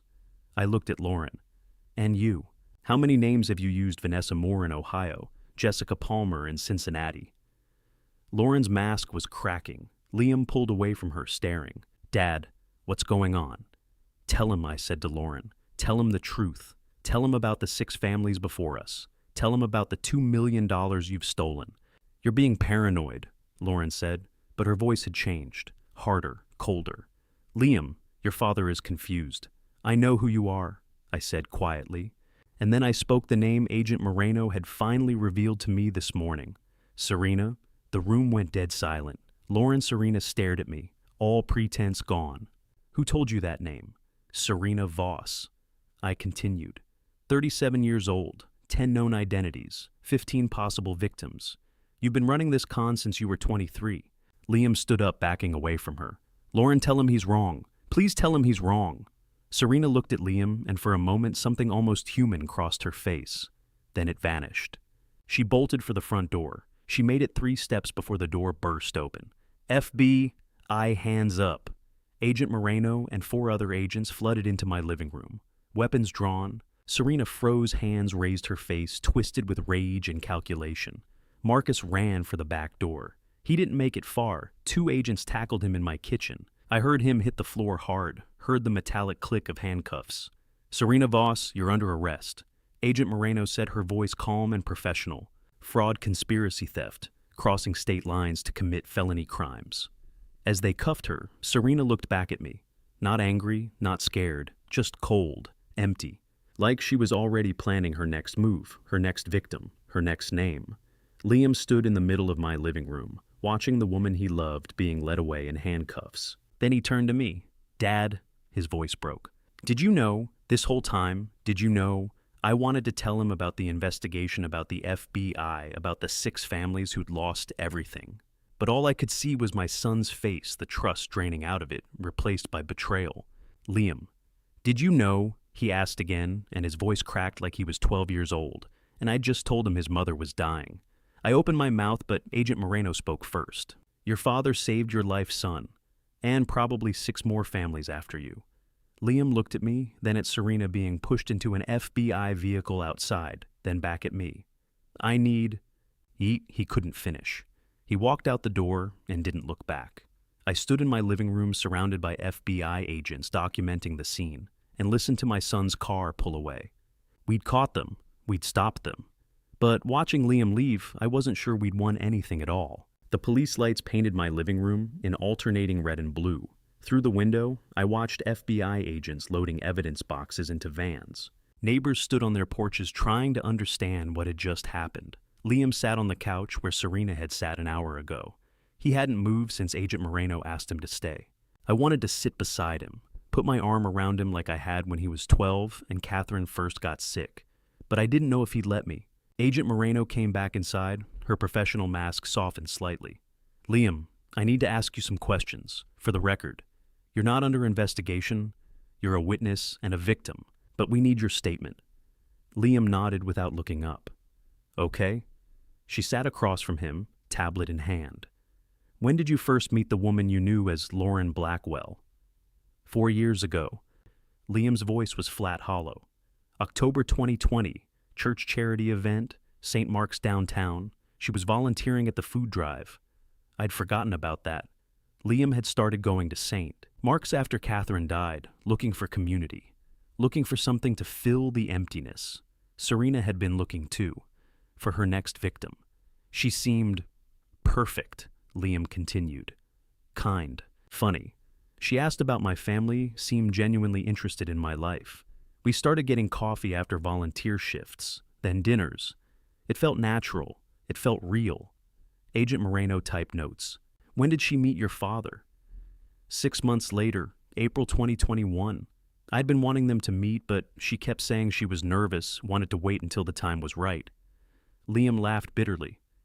Now I know she was just planning, calculating when to make her move. What about Kenneth Wallace Marcus Reeves? Agent Moreno asked. Lauren introduced us about a year ago, said he was a friend's father, an estate planning expert. After Dad's health scare last year, Liam glanced at me. I'd had a false alarm with chest pains. Nothing serious, but it had scared us both. Lauren suggested Dad needed to plan for the future. Kenneth seemed legitimate, professional. They usually do, Agent Moreno said quietly. Liam, I need you to understand something. Serena Voss is a professional. She's been doing this for over a decade. Everything about your relationship was engineered. The charity event wasn't coincidence, they researched their targets. Your father was recently widowed, financially stable in his mid-60s. You were his only child, working as a teacher, good-hearted. You were the perfect access point. Liam's hands started shaking. 4 years. 4 years of my life. I was going to... We talked about having kids, about buying a house together. His voice broke. Was any of it real? No, Agent Moreno said, and I was grateful for her honesty. I'm sorry, Liam, but no. Serena Voss doesn't form real relationships. She forms strategic ones. Liam stood abruptly, walked to the window. I could see his reflection in the glass, my son trying not to fall apart. Liam, Agent Moreno continued gently. We've reviewed her phone and computer. The texts she sent you, the emails, the photos, they were all part of a script. We found similar message templates on her laptop. Same phrases sent to previous victims' family members. Same spontaneous date ideas. Same timeline. Stop. Liam's voice was barely a whisper. Please stop. Agent Moreno closed her tablet. You're a victim in this case, Liam, not an accomplice. You'll need to testify when this goes to trial, but you're not facing any charges. I want to be very clear about that. Liam turned around. I helped them. I gave her access to Dad. I encouraged him to meet with Kenneth. I signed papers. That you believed were legitimate, Agent Moreno interrupted. You had no knowledge of their criminal intent. You were manipulated by professionals who've done this successfully 6 times before. The difference is, your father caught them. You helped him catch them, whether you realized it or not. After Agent Moreno left with her team after the last FB, Ivan pulled away and the neighbors finally went inside. It was just Liam and me in the quiet house. He stood by the fireplace staring at a photo from his college graduation. Catherine and I flanking him, all 3 of us smiling at a future that had seemed so certain. I almost cost us everything, he said finally. The house, your savings, everything Mom worked for. You didn't know, I said. I should have known. There were signs. Small things that didn't add up, but I ignored them because I wanted it to be real. I wanted to believe someone could love me like that. He looked at me, tears streaming down his face. How do I trust anyone again? How do I trust myself? I crossed the room, pulled him into a hug like I hadn't done since he was a boy. He collapsed against me, and I felt him sob deep, wrenching sounds that broke my heart more than anything Serena Voss had done. One step at a time, I whispered. We'll figure it out together. We stood there a long time, my son grieving a relationship that had never existed, me holding him, grateful he was alive and free and still mine. Finally, Liam pulled back, wiped his face. I don't want to go home tonight, to the apartment, everything there. She picked out the furniture, the dishes, the damn curtains. Stay here, I said immediately. Your room's the same. He looked surprised. You kept it? Of course I kept it. I always hoped you'd come back someday. I managed a small smile, though I imagined better circumstances. Liam almost laughed. Almost. Can I just sleep here tonight? I don't want to think anymore. Stay as long as you need. I watched him climb the stairs to his old room, the room with his high school baseball trophies and the glow-in-the-dark stars Catherine had helped him stick to the ceiling when he was 8. Downstairs, I sat in my living room, alone with the silence. We'd stopped Serena Voss. We'd caught the criminals. We'd saved $625,000 and probably saved future victims. But looking at the empty space where my son had sat broken and betrayed, I couldn't shake the feeling that we'd lost something too. Something that might take longer than one night to rebuild. 6 weeks had crawled by since the night of Serena's arrest, and now Liam and I stood side by side approaching the federal courthouse. The structure loomed before us, a monument of marble columns and stern architecture that seemed designed to intimidate. Security checkpoints created bottlenecks at every entrance. The street had transformed into a media circus satellite vans, parked bumper to bumper along the curb, their antennae reaching toward the sky like metal fingers. Agent Moreno had prepared us for this attention. Operation Golden Years had exploded across national headlines. Every news outlet wanted their piece of the story. Elderly fraud ring dismantled, one banner screamed. Romance con artist awaits federal trial, declared another. Liam had chosen the Navy suit Catherine had purchased for him 5 years back, when he'd been interviewing for teaching positions fresh out of graduate school. The fabric hung differently on him now, looser around the shoulders, the waist requiring an extra notch on his belt. The stress had carved weight from his frame during these past weeks, hollowing out his cheeks and sharpening his jawline in ways that aged him beyond his years. You ready for this? I asked as we closed in on the metal detectors, watching other people funnel through the security apparatus. He gave a single determined nod. "Let's finish what we started." The courtroom itself surprised me with its modest dimensions. I'd imagined something grander, more theatrical. Instead, we entered a space that felt almost intimate despite its formal trappings. Serena occupied the defense table in her orange prison jumpsuit, hair scraped back from her face in a severe ponytail skin, bare of any cosmetic enhancement. She appeared unremarkable, common. That realization sent ice through my veins, the ordinariness of her. She could have been anyone's daughter, anyone's wife, anyone's neighbor. Evil didn't always announce itself with fanfare. Marcus Reeves had already made his exit from this drama. 3 weeks prior, he'd accepted a plea bargain, trading his testimony against Serena for a shortened sentence. 7 years behind bars rather than 15.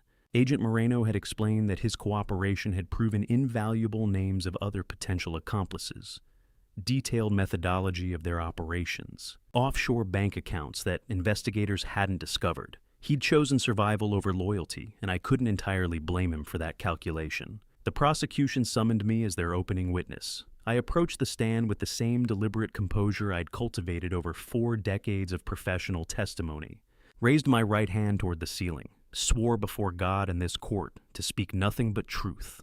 The prosecutor, Jennifer Walsh, possessed the sharp competence of someone who'd built her career on cases exactly like this one. She guided me through our story with surgical precision.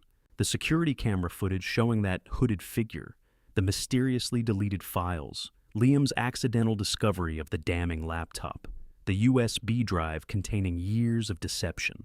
Mr. Blackwell, during your 4 decades working as an insurance adjuster, approximately how many fraud investigations did you conduct? Several hundred at minimum, I responded, keeping my tone professional and measured. Possibly exceeding 1,000 when I account for smaller claims that never reached full investigation status. Drawing upon that extensive professional experience, would you characterize this particular fraud scheme as sophisticated, extraordinarily sophisticated? The documentation they had prepared was absolutely flawless, expertly forged, legally sound on its surface. The estate planning framework appeared completely legitimate.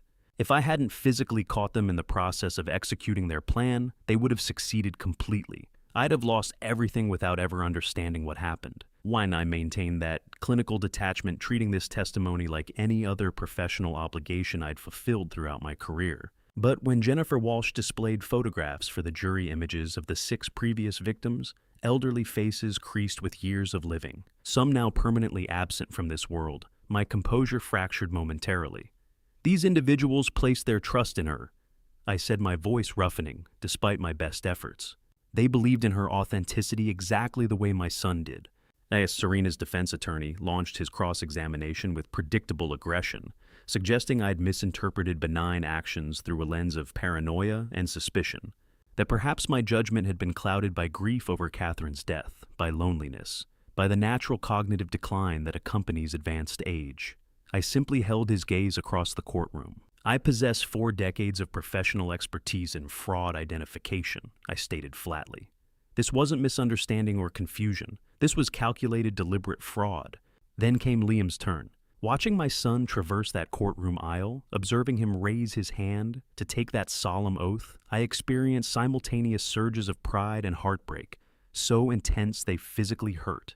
Pride that he'd found the courage to face this public humiliation. Heartbreak that he needed to endure it at all.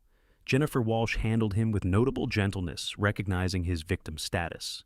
Liam, at what point did you first develop suspicions that something wasn't right in your relationship? Not until everything was nearly finished, Liam admitted, his voice barely rising above a whisper. The laptop discovery was completely accidental. Even after seeing those files, those photographs, part of me desperately wanted to find some rational explanation. I loved her with everything I had. I genuinely believed she reciprocated those feelings. Did the defendant ever provide any indication, however subtle, that your relationship was anything other than genuine? Never, not once. Liam's hands clenched in his lap. She was absolutely perfect. Every birthday celebration, every anniversary, every seemingly spontaneous moment, it all felt completely authentic. That's what made her deception so effective. I never suspected anything because she gave me nothing to suspect. Her performance was flawless. The defense attorney attempted to imply Liam's complicity, suggesting he'd been aware of the fraud scheme and had participated knowingly. Liam finally lifted his eyes to look directly at Serena, sitting motionless at the defense table. "I would have sacrificed my life for her without hesitation," he said, his voice strengthening. "I'd been planning to propose next month. I'd already purchased an engagement ring. I was preparing to ask my father for his blessing and permission." His voice fractured then. "And during all that time, while I was planning our future together, she was systematically planning to rob my father of everything he and my mother had built together." Serena's expression never changed. She sat there like a statue, revealing nothing, feeling nothing visible. 2 additional victims provided testimony through video conference technology. A widow from Ohio, whose husband had died just 3 months after discovering his life savings, had vanished. A man from Georgia who'd lost his deceased wife's entire life insurance settlement, money meant to sustain him through his remaining years. Their stories echoed each other with disturbing consistency. The seemingly perfect relationship that emerged from nowhere. The trusted advisor who appeared at precisely the right moment. The gradual, almost imperceptible transfer of financial control. The devastating moment of discovery when reality finally revealed itself. The prosecution constructed a comprehensive financial timeline demonstrating the pattern. Serena and Marcus had executed their operation across 6 different states, spanning 9 years of activity. 7 confirmed victims. Over $3 million stolen from people who'd worked their entire lives to accumulate that security. "This wasn't an act of desperation," Jennifer Walsh told the jury during her closing argument, her voice ringing with controlled fury. "This wasn't survival. This was professional, cold-blooded predation, executed by someone who deliberately targeted grieving, vulnerable people and systematically destroyed their lives. And she did it purely for financial gain." The defense team attempted to reframe Serena's narrative, painting her as a damaged woman emerging from a troubled background, someone who'd made regrettable choices but deserved understanding and compassion rather than condemnation. The jury withdrew to deliberate. 4 hours passed. When they finally returned, Serena rose to hear their verdict, her face revealing absolutely nothing as the forewoman addressed the court. "On count 1, wire fraud, we find the defendant guilty. On count 2, conspiracy to commit fraud, we find the defendant guilty. On count 3, identity theft, we find the defendant guilty." Guilty verdicts on all 17 separate counts. The formal sentencing hearing occurred 1 week later. Liam and I returned to that same courthouse, occupied those same seats in the gallery, and watched Serena stand before the judge to receive her fate. "Ms. Voss," the judge began, her voice carrying the weight of absolute authority.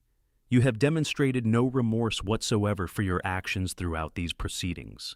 You have systematically destroyed families' stolen life savings that people accumulated through decades of hard work. And your actions directly contributed to the deaths of at least 2 victims, whose hearts couldn't withstand the shock of your betrayal. You represent a clear and present danger to society. 15 years in federal prison, no possibility of parole consideration for at least 12 years. As the federal marshals moved forward to escort Serena from the courtroom, she turned her head and locked eyes with Liam one final time. Her expression conveyed no anger, no sadness, no regret. Just emptiness, a void where human connection should have existed, as though Liam and all her other victims had never meant anything at all, as though they'd been nothing more than transactions in a ledger. This time, Liam didn't flinch away. He held her gaze steadily until she vanished through the door that would separate her from freedom for the next decade and beyond. Outside the courthouse, the media descended like a swarm of locusts, microphones thrust toward our faces, camera lenses focusing and refocusing. Questions shouted from every direction, voices overlapping into incomprehensible noise. I paused at the top of the courthouse steps, Liam standing solid beside me.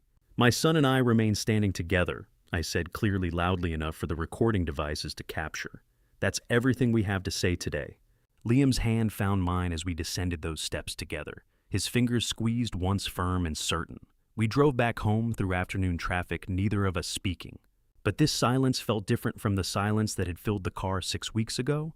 Not shattered, not broken, just quiet, peaceful. The silence of people who'd survived something terrible together and emerged on the other side. Justice had finally been served. The predator had been caged. 1 year had elapsed since the night of Serena's arrest, and I found myself seated at Catherine's old writing desk with her leather-bound journal spread open before me.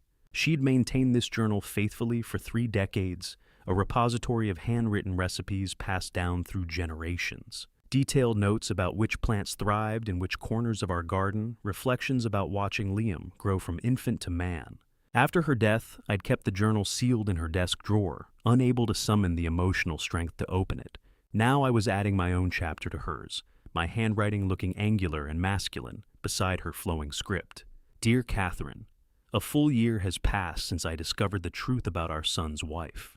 A full year since I chose to fight back rather than become another statistic. You would have felt such pride watching how Liam handled everything that followed, how we've been healing side by side. I'm writing this for people who might be confronting what I confronted. Because I've learned something profound, age doesn't render us helpless. It makes us dangerous if we make the conscious choice to be. I lifted my eyes from the page and gazed through the window at Russell, tending his roses the morning sun, catching the water droplets from his hose, and transforming them into tiny prisms. I thought about everything that had transported me to this moment of reflection. Then I returned to writing. To anyone reading these words who's facing circumstances similar to mine, age is not synonymous with weakness.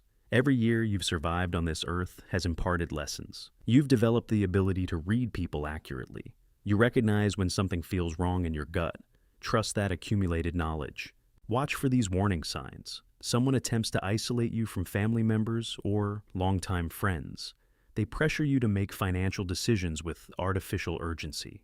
They discourage you from seeking second opinions or consulting other advisors. They respond with anger or defensiveness when you ask reasonable questions. Trust people, but always verify their claims. Even with family members, especially with family members. Love and trust are not identical concepts. If someone claiming to love you becomes angry when you ask for clarification or documentation, that reaction is communicating something important. Community becomes your fortress. I survived this ordeal because of Russell Parker, Jake Martinez, Diane Foster, Agent Moreno, people who noticed when details didn't align properly and spoke up, despite potential awkwardness. Build your fortress intentionally. Maintain connections. Predators depend on isolation to succeed. Refuse to be alone. Technology serves as your ally. A $150 security camera system saved me $625,000 in assets. Install cameras around your property. Maintain digital records of all important communications and transactions. Back up everything to cloud storage. Document everything meticulously. The legal system functions properly if you take action. I gathered comprehensive evidence. I hired competent legal representation. I contacted federal law enforcement. I fought back strategically. Don't wait for someone else to rescue you. Understand your legal rights. You possess the authority to revoke power of attorney at any time. You can refuse financial advice you don't understand. You can demand to review all documents thoroughly before signing anything. You can bring a trusted person to any meeting. You can modify beneficiaries or estate plans if you're mentally competent. Document absolutely everything. Keep a daily journal. Save every email. Screenshot text messages. Record conversations where legally permissible. Create a comprehensive paper trail. That evidence became my salvation. Ask for help without shame. Call Adult Protective Services in your county. Contact your local area agency on aging. Reach out to elder law attorneys in your area. Most offer free initial consultations. You don't have to wage this battle alone. If you're thinking thoughts like, I'm too old to understand modern technology, or I'm too old to fight back effectively, stop that thinking immediately. I'm 67 years old. I learned security camera systems, digital evidence preservation, legal systems I'd never encountered before. If I can accomplish it, you can too. Your age is your weapon. Deploy it strategically. 1 year after Serena's arrest, here's what my life looks like. Liam has been dating Sarah for 4 months. Now she teaches 4th grade at an elementary school across town.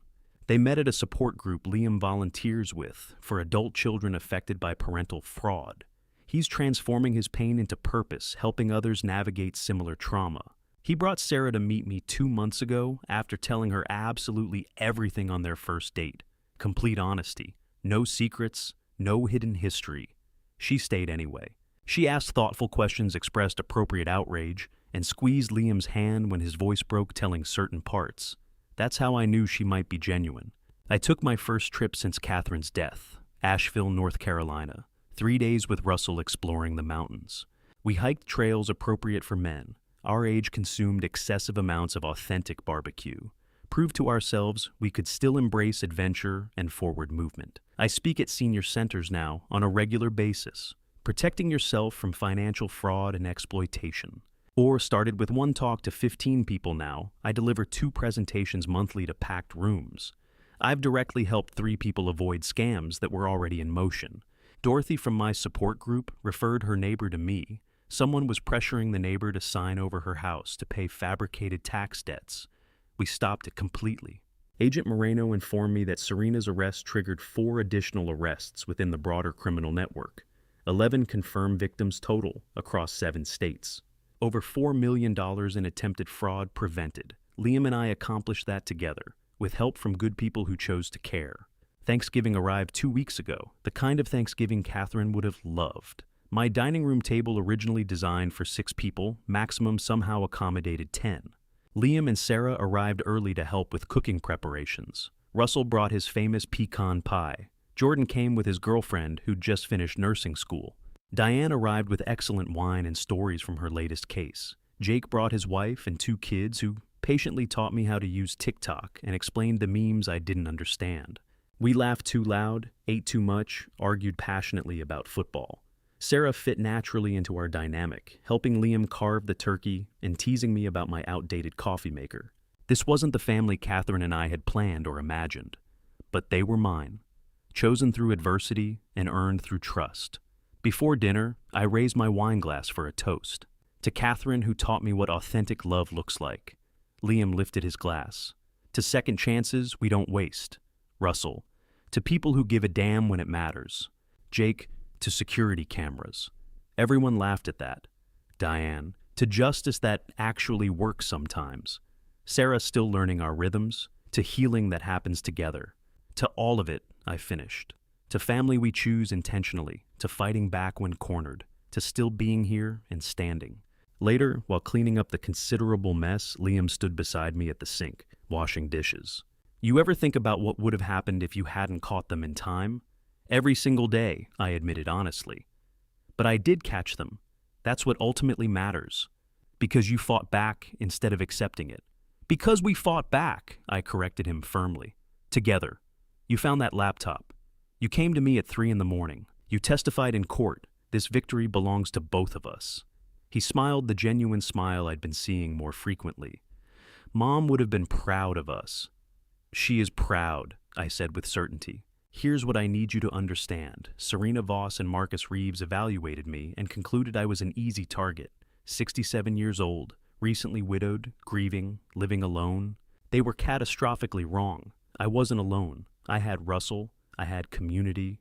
I had 40 years of professional experience that taught me to question everything, to investigate thoroughly, to trust my instincts over convenient explanations. I wasn't helpless. I had resources. I had legal rights. I had technology. I wasn't too old. I was exactly the right age, old enough to possess wisdom, young enough to fight effectively. They underestimated me completely. That was their fatal mistake. If you recognize yourself in this story, you are not alone. Resources exist. Support groups, legal aid, people who will help you fight without judgment. You are not helpless. You possess rights. You have legal protections. You have the power to say no, to ask questions, to walk away. You are not too old to fight back. Every year you've lived has made you stronger. You've survived lost change challenges. You can survive this too. Your voice carries weight. When you speak up, you protect not just yourself, but the next person they would have targeted.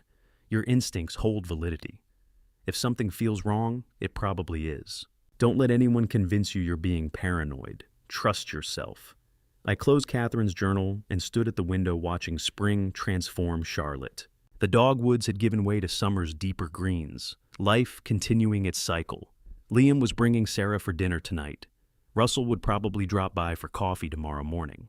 Next week I'd speak at another senior center. The week after my support group would meet. Life moved forward. We moved with it. Not forgetting what happened, not pretending it didn't leave scars, but not letting it define us either. Catherine used to say that strength isn't about never falling down, it's about getting back up every single time.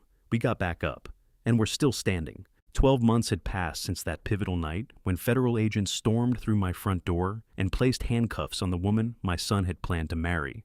Now I found myself standing in front of a room filled with 78 senior citizens at the Meadowbrook Community Center, preparing to deliver my monthly presentation on elder fraud prevention. The room smelled like coffee and vanilla air freshener, folding chairs arranged in neat rows.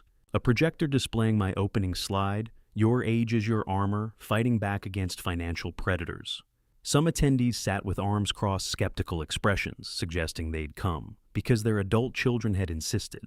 Others leaned forward with notebooks open, already taking notes before I'd spoken a single word. "My name is Marshall Blackwell," I began, my voice carrying to the back row. "1 year ago, my own family tried to steal everything I owned, and I'm going to tell you exactly how I stopped them." The skeptical expressions shifted. People sat up straighter. I'd delivered this presentation 19 times now, but it never got easier, sharing the most humiliating details of my life with strangers, admitting I'd been targeted, manipulated, nearly destroyed. But every time I finished, at least one person would approach me afterward with trembling hands and whispered confessions. "This is happening to me right now." And that made every uncomfortable moment worthwhile. Today, a woman in the third row, maybe 75 pearl necklace hands twisting a tissue, caught my attention. She had that look, the one I'd learned to recognize, fear mixed with shame, mixed with desperate hope that someone might understand. After my presentation concluded, after the applause faded, and people gathered their belongings, she approached me with hesitant steps. "Mr. Blackwell, I'm Margaret Chen." Her voice barely rose above a whisper. "My nephew has been living with me for 8 months. He convinced me to add him to my checking account. Yesterday I discovered $40,000 missing." My chest tightened with familiar anger. Another predator, another victim. "Have you confronted him?" I asked gently. "He says I'm confused, that I gave him permission to use the money for house repairs that haven't happened yet. He says I'm getting forgetful." Tears spilled down her cheeks. Maybe I am.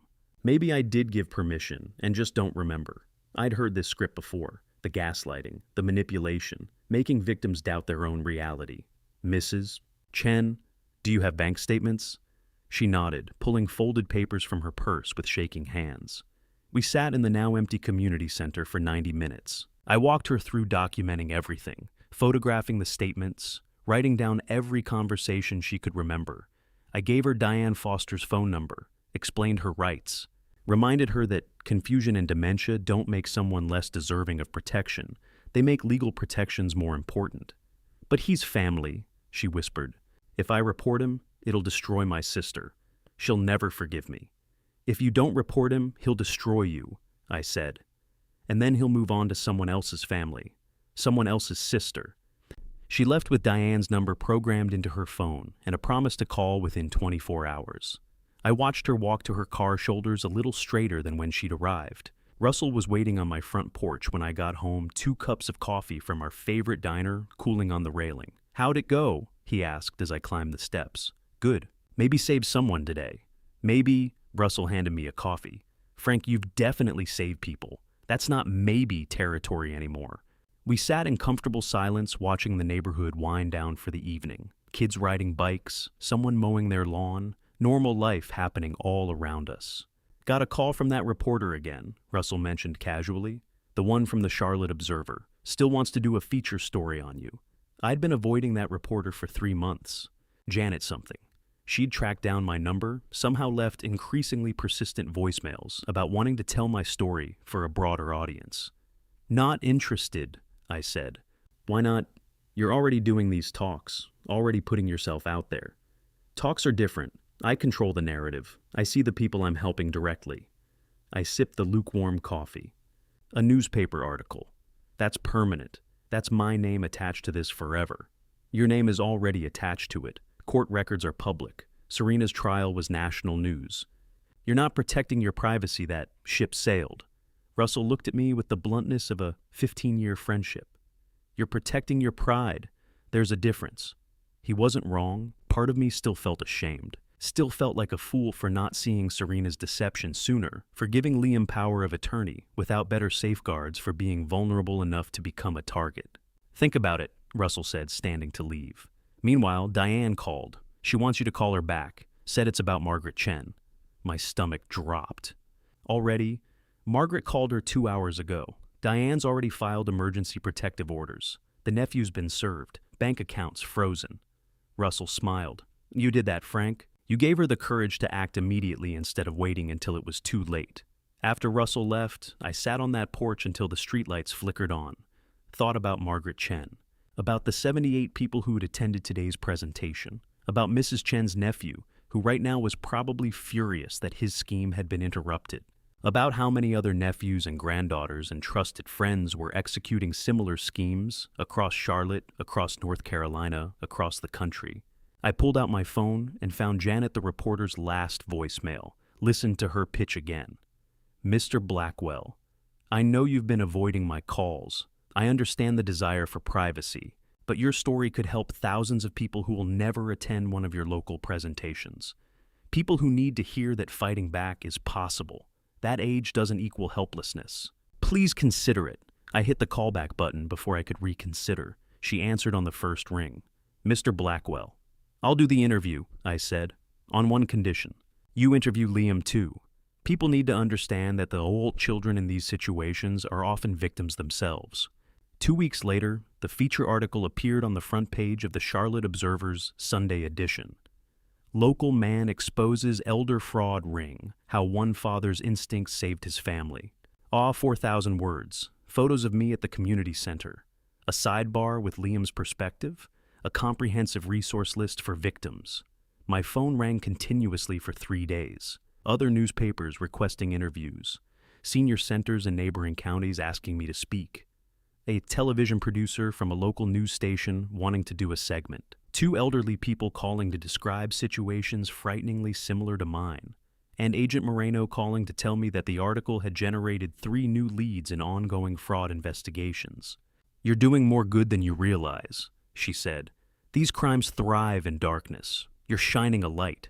Liam read the article aloud to Sarah over breakfast in my kitchen that Sunday morning. We'd developed this new tradition in Sunday breakfast together, all 3 of us. Sarah made exceptional pancakes, and Liam had started bringing fresh fruit from the farmer's market. Liam Blackwell credits his father's 40 years of professional experience with saving both their lives. Liam read his voice catching slightly. But Marshall Blackwell insists the credit belongs to his son, whose accidental discovery of evidence and courage to come forward made the FBI investigation possible. Sarah squeezed Liam's hand across the table. She'd become a steady presence in our lives, gentle, thoughtful, asking nothing but offering everything. Last week, Liam had confided that he was planning to propose on her birthday in December. He'd asked if I thought it was too soon. When you find someone who sees all your broken pieces and loves you anyway, I'd told him timing becomes irrelevant. Now watching them read the article together in my kitchen, I felt Catherine's absence less acutely than usual. She would have loved Sarah, would have appreciated her quiet strength, her patience with Liam's healing process, her refusal to let him define himself by Serena's betrayal. The article brought unexpected consequences beyond the phone calls and speaking requests. 3 days after publication, a letter arrived. Plain envelope, no return address. Inside a single page of notebook paper, covered in shaky handwriting. Mr. Blackwell, I am 81 years old. My daughter has been stealing from me for 2 years. I didn't know who to tell or what to do. Your article gave me hope. Today I called the number you provided. A lawyer is helping me. Thank you for your courage. It gave me mine. A grandmother in Durham. I kept that letter in Catherine's journal. Started a collection. More letters arrived. Some from victims finding courage to act. Others from adult children discovering their parents were being exploited and feeling empowered to intervene. Each letter represented a predator being stopped, a family being saved, a cycle being broken. By autumn, my speaking schedule had expanded to twice weekly, Monday mornings at senior centers, Thursday evenings at community colleges talking to social work students about recognizing elder abuse patterns.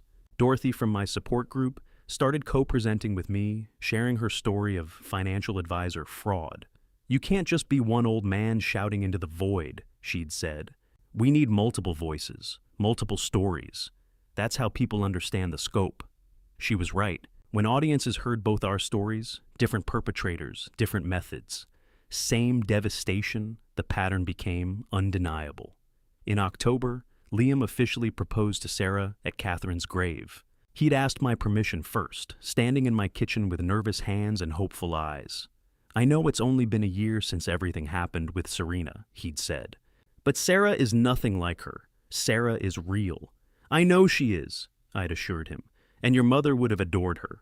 Well, he'd placed the ring on Sarah's finger while kneeling on the grass beside Catherine's headstone, both of them crying, telling my wife about their plans. Sarah had said yes before he'd finished asking the question. The wedding was scheduled for next June, small ceremony, close friends and chosen family.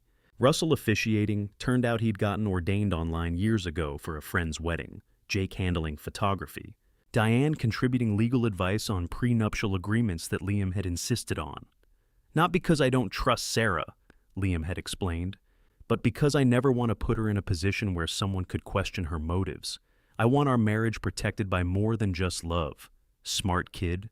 His painful education hadn't been wasted. December arrived with unseasonable cold.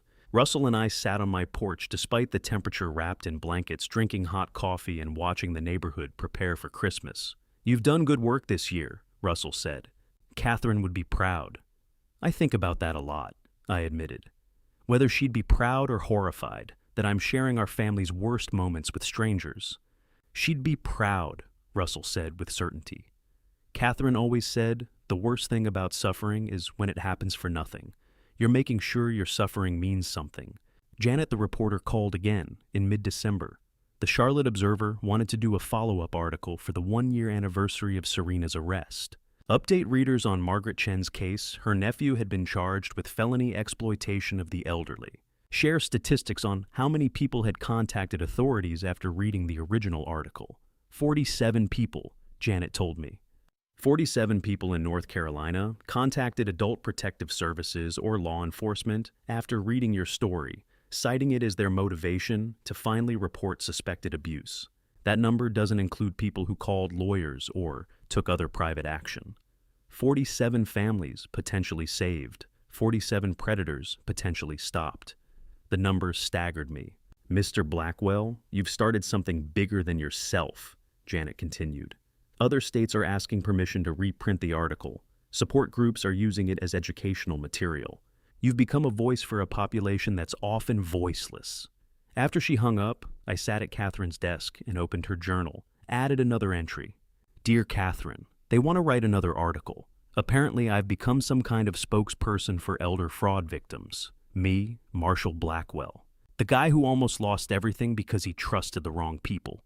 But maybe that's exactly why my voice matters. Because I'm not perfect. I'm not invulnerable.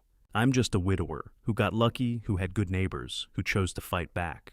And if I can help even one more person find their courage, then maybe all of this, the humiliation, the betrayal, the pain, maybe it means something. Maybe that's how we honor suffering, by making sure it protects someone else. I think you'd understand that. I think you'd tell me to keep going, so I will. Love always, Frank? Outside my window, the December sun set early, painting the sky in shades of amber and rose. Liam's car pulled into the driveway, unexpected on a Tuesday, but welcome. He climbed out with Sarah beside him, both of them carrying shopping bags filled with what looked like Christmas decorations. We thought you could use help with the tree this year, Liam called up to the porch. For the first time since Catherine died, I'd purchased a Christmas tree. It stood bare in my living room, waiting. I watched my son and his fiancée climb the porch steps, arms full of ornaments and hope, and realized something profound. We hadn't just survived Serena's predation. We'd transformed it into something that mattered, and we were still fighting, still protecting, still standing. Sitting here now, reflecting on everything that unfolded over these past months, I find myself wanting to share some final thoughts with anyone who's listened to this journey from beginning to end.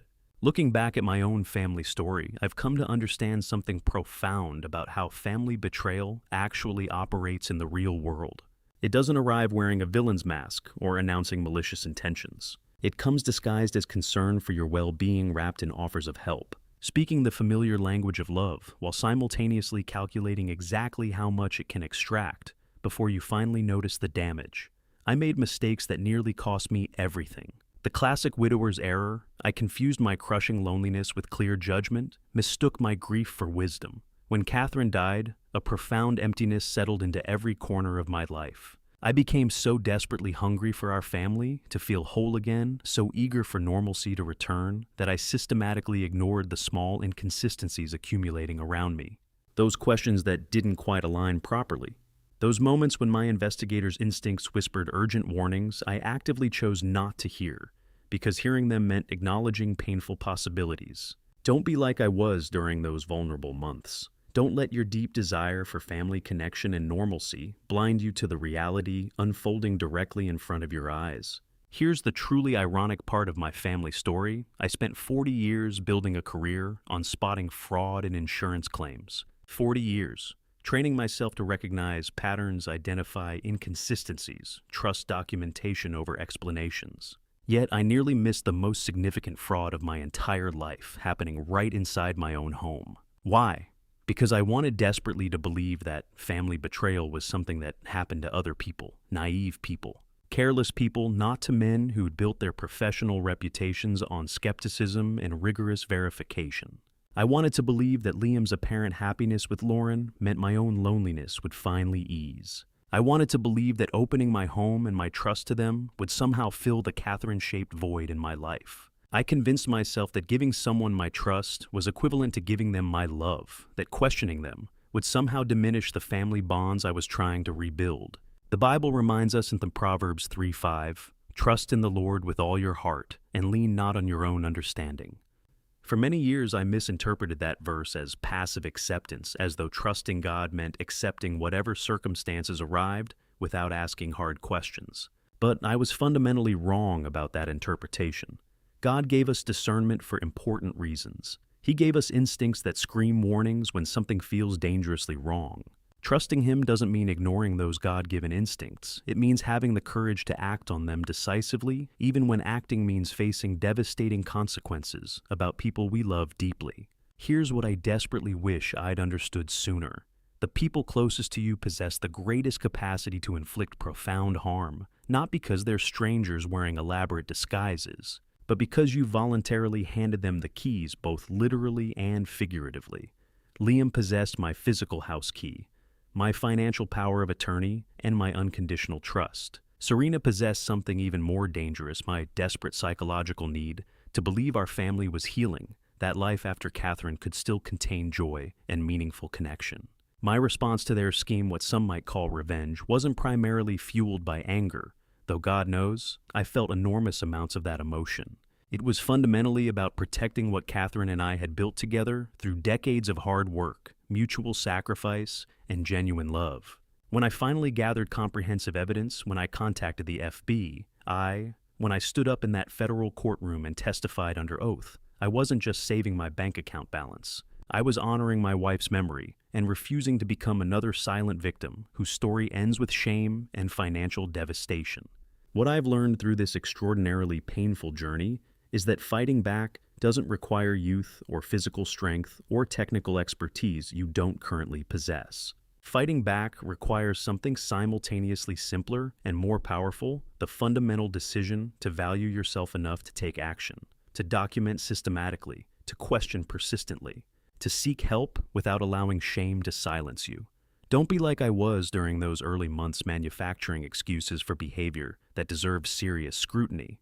Don't be like I was thinking that asking reasonable questions equals distrust, or that demanding financial transparency equals paranoia. Family betrayal thrives specifically in environments where victims convince themselves that preserving relationships matters more than protecting themselves from exploitation. Your age isn't your weakness, it's actually your greatest weapon if you consciously choose to deploy it strategically. You've survived decades on this planet. You've successfully navigated profound loss, dramatic change, economic upheavals, personal tragedies that would have broken younger versions of yourself. That survival has equipped you with sophisticated pattern recognition, with hard-earned emotional intelligence, with a finely tuned ability to sense when something fundamental has shifted in the wrong direction. Trust that accumulated wisdom, act decisively on it. If you're currently facing anything remotely similar to what I experienced, if papers mysteriously appear, moved if financial questions feel uncomfortably invasive, if stories don't align properly when you examine them carefully, if someone pressures you toward urgent decisions without providing adequate explanation, please don't ignore those warning signs. You're not being paranoid. You're not too old to understand modern complexities. You're simply paying attention, and attention literally saves lives. I think about the other victims frequently: Theodore Kowalski, who lost everything at 73, the widow from Ohio, whose husband's heart gave out from the shock, Margaret Chen, who almost lost her home to her own nephew. Each of them trusted someone. Each of them ignored small warning signs because acknowledging those signs meant shattering their perception of family, of safety, of the people they thought they knew. I understand that reluctance now in ways I never could have before experiencing it myself. But here's what I want you to understand. Your reluctance to confront uncomfortable possibilities is exactly what predators count on. They study human psychology. They understand that people will perform extraordinary mental gymnastics to avoid believing that someone they love could deliberately harm them. They weaponize your love, your loyalty, your desire for family harmony, and they do it without remorse, without hesitation, moving from victim to victim with practiced efficiency. The family story I've shared with you isn't unique. It's a pattern repeating itself in communities across this country every single day. The names change, the specific tactics vary slightly, but the fundamental dynamic remains consistent. Vulnerable people, often elderly, often isolated, often grieving, become targets for individuals who view relationships as transactions and families as opportunities for financial gain. Breaking that pattern requires collective action. It requires people like you who've listened to this entire narrative to share what you've learned with others who might need this information. It requires building communities where asking questions isn't seen as accusatory, but as responsible.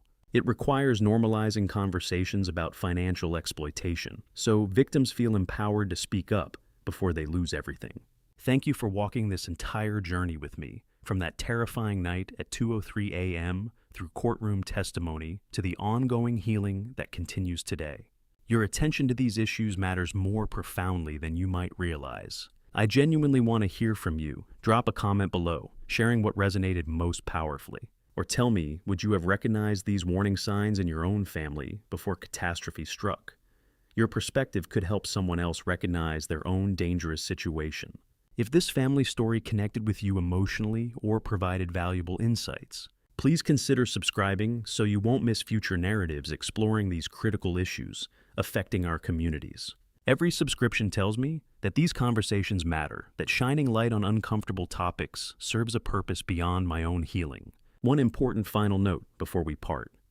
The narrative you've just experienced contains creative storytelling elements designed to illustrate broader patterns of elder exploitation, blended with educational content about protecting yourself and your loved ones.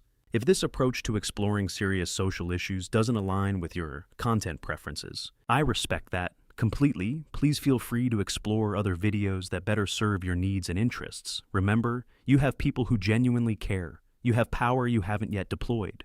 You have legal rights worth exercising. You have strength that decades of living have forged into something unbreakable. Use them all. Fight back when circumstances demand it. Protect yourself without apology. You're not finished yet.